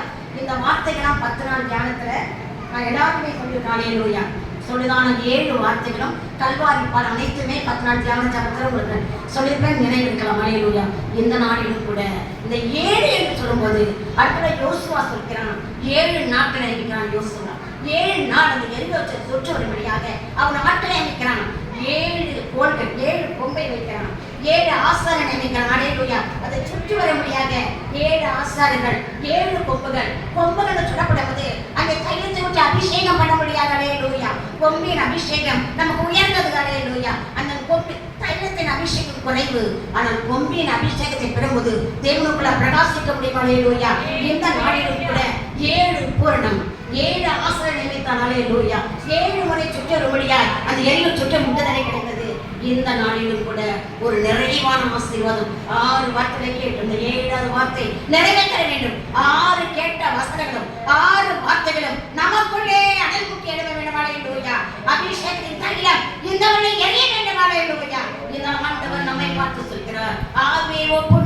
சொன்னார். அல்லேலூயா. அவர் எப்படி எல்லாம் மார்பை ஒப்பு கொடுத்தார் பார்க்கும்போது, முதலாவதாக பார்க்கும்போது அவர் பலியாக தம்மை ஒப்பு கொடுத்தார். ஒரு பழுதற்ற பலியாக. வசனத்தை சொல்ல ஒரே ஒரு வசனம் மாத்திரம் சொல்றேன். எபேசியர் புஸ்தகம் 5ஆம் அதிகாரம் 2ஆம் வசனம். நம்மை தேவனுக்கு சுகந்த வாசனையான பலியாகவும் தேவன் தம்மை வசனம் குறிச்சுக்கோங்க, சுகந்த வாசனையின் வழியாக தம்மை ஒப்பு கொடுத்தார். அவர் மரிக்கும் போது ஒரு வாசனை, அல்லேலூயா, சுகந்த வாசனையின் வழியாக தம்மை ஒப்பு கொடுத்தார். நாம் வாசனை வீச வேண்டும். அல்லேலூயா. நாம் வாசனை வீச வேண்டும். நாம் போகிற இடத்துல உட்கார்ந்தோமா, கர்த்தருடைய பிள்ளை வந்தார்கள், இவர்கள் நமக்காக ஜெபிப்பார்கள், நல்ல வார்த்தைகள் பேசுவார்கள், நல்ல வார்த்தை பேசுவதை சொல்லி நம்மை பார்த்து அவர்கள் நிதானிக்க வேண்டும். அல்லேலூயா. ஒரு கிறிஸ்துவ மகன், ஒரு கிறிஸ்தவ தாயார் ஆண்டவருடைய இயேசு மரிக்கும் போது சுகந்த வாசனை வழியாக தம்மை ஒப்பு கொடுத்தார். அல்லேலூயா. நாமும் கூட சுகந்த வாசனை தரும்படியாக நம்முடைய ஆவி அப்படியாய் காணப்பட வேண்டும். அடுத்தபடியாக பார்க்கும்போது ஆண்டவர் கிறிஸ்து அங்கே நம்மை பார்த்து ஏசாயா புஸ்தகம் 53ஆம் அதிகாரம் 10ஆம் வசனம், குற்ற நிவாரண வழியாக தன்னை ஒப்பு கொடுத்தார். அல்லேலூயா. வாசிமா. அவரை நொறுக்க சித்தமாகி அவரை பாடுகளுக்கு உட்படுத்தினார். அவருடைய ஆத்துமா தன்னை குற்ற நிவாரண பலியாக ஒப்பு கொடுக்கும் போது அவருடைய ஆத்துமா குற்ற நிவாரண பலியாக தன்னை ஒப்பு கொடுத்தார். அல்லேலூயா. இந்த நாளிலும் கூட ஒரு பழுதற்ற ஆட்டுக்குட்டி தான் பலியிடுவார்கள். ஆண்டுடைய சமூகத்தில் முதலாவது லேவியராகம புஸ்தகம் நினைக்கிறேன் 6ஆம் அதிகாரத்துல பலிகள் முதலாவது கர்த்தருக்கு பலி செலுத்த ஒரு பழுதற்ற பாவத்திலிருந்து நிவர்த்தியாக முடியாத ஒரு ஆட்டுக்குட்டியை பலி செலுத்துவார்கள். அல்லேலூயா. தகன பலியாக, பழுதற்ற பலியாக, போஜன பலியாக, பலவிதமான பலிகளாக பழைய பண்ண வாசிக்கிறோம். அல்லேலூயா. இந்த நாளிலும் கூட ஆதியாக புஸ்தகத்தில் ஆபிரகாமை பார்க்கும்போது ஆபிரகாம் தன் சொந்த குமாரன் என்று பாராதபடி ஈசாக்கை பலி செலுத்த மோரியா மலையை கடந்து சென்றான். அல்லேலூயா. குமாரன் என்று பாராதபடியா அவனை பலி செலுத்தபடியாக அங்கே செல்லும்போது தேவ ஆவியானவர் அவனுடைய ஏக சொல்ல பாராதபடி, உன் குமாரன் பாராதபடி நீ கத்தியை தூக்கினாய் என்று சொல்லி விட்டு என்ன பண்றாரு, ஒரு ஆட்டுக்குட்டியை காண்கிறார். இந்த வழியிலே ஒரு பழுதற்ற வழியாக, ஒரு சமாதான வழியாக, ஒரு குற்ற நிவாரண வழியாக, ஒரு போஜன வழியாக அன்று கர்த்தர் ஆட்டுக்குட்டியை வழியாக காணப்பட்டார். அல்லேலூயா. நடக்க வேண்டிய காரியத்தை ஆதியிலே கர்த்தர் நமக்காக அடிக்கப்பட்டார். அல்லேலூயா. இந்த நாள் நம்முடைய வாழ்க்கையில கூட நாம் எப்படியாக காணப்படுகிறோம், நம்மை ஒரு முழுமாக திரும்பி பார்ப்போம். ஆண்டவரே, எங்களுக்காக நீ பலியானி பழுதற்ற பலியாக தம்மை ஒப்பு கொடுத்தார். அல்லேலூயா. சமாதான வழியாக தம்மை ஒப்பு கொடுத்தார். அல்லேலூயா. பாவ நிவாரண வழியாக தம்மை ஒப்பு கொடுத்தார். குற்றமற்றவராய் தம்மை ஒப்பு கொடுத்தார். அநேக காரியங்கள் உண்டு. ஆனாலும் நிறைவுக்குள்ளாய் நாம் காணப்பட வேண்டும். நிறைவான ஆசீர்வாதத்தை பெறுவதற்கு நமக்குள்ளே எந்த அங்கலாய்ப்பு இல்லாதபடியா ஒரு நல்லதான வெற்றியோடு நமக்காக சிறுவடைய தேவன் வெற்றி தந்தார். அந்த வெற்றி செல்ல தேவன் நமக்காக ஆவியை ஒப்பு கொடுத்தார். பிதாவே, உம்முடைய கையில் நான் ஒப்பு கொடுக்கிறேன். அல்லேலூயா. சமாதானத்தோடு மரணம் காணப்பட்டது. மீண்டும் ஒப்புவிப்பேன். இந்த நாமும் கூட ஆண்டுடைய சமூகத்துல நான் மறித்து எழுந்திருப்பேன். நமக்கு சாவு பெரிய காரியம் கிடையாது. நாம் சாவதற்கு நாம் துன்பப்படக்கூடாது. அல்லேலூயா. மாமிசத்திலே நாம் கண்ணீர் பிடிக்கலாம், ஆனா ஆவிக்குள்ளாக மரணடைய வேண்டும். ஆண்டவராகிய கிறிஸ்து மரித்து உடன் உயிர் தெழுந்தார். அதற்காக தான் தனது ஒப்பு கொடுத்த தெய்வமாய் காணப்பட்டார். இந்த நாளிலும் கொடுத்த 7 வார்த்தைகள் நம்மை புடமிடப்பட வேண்டும். இது சாதாரண ஒரு காரியத்தில் அல்ல. எப்பொழுதுமே நடக்காத ஒரு ஆராதனை கர்த்தர் நடத்தி கொடுத்தாலும் சொன்னா அப்படி நாமத்துக்கு மிக மகிமையாக இருக்கும். கொஞ்சம் ஜனங்களாக இருந்தாலும் தேவன் ஆசீர்வாதத்தை நிச்சயமாய் கொடுப்பார். இந்த வார்த்தைகளை கேட்டு நாம் ஒரு நாள் டைப் பண்ண முடியும். ஆண்டோட சமூகத்தை அணுகுண்டு இடம வேண்டும். நம்முடைய காரியத்தை தேவ சமூகத்தில் ஒப்புராக்க வேண்டும். ஒப்பு கொடுத்தீரையா என்று பக்தன் பாடுவது போல நம்முடைய வாழ்க்கையை ஆண்டவருக்கு ஒப்பு கொடுக்குவது தேவன் ஆசீர்வாதத்தை கட்டிடுவார்.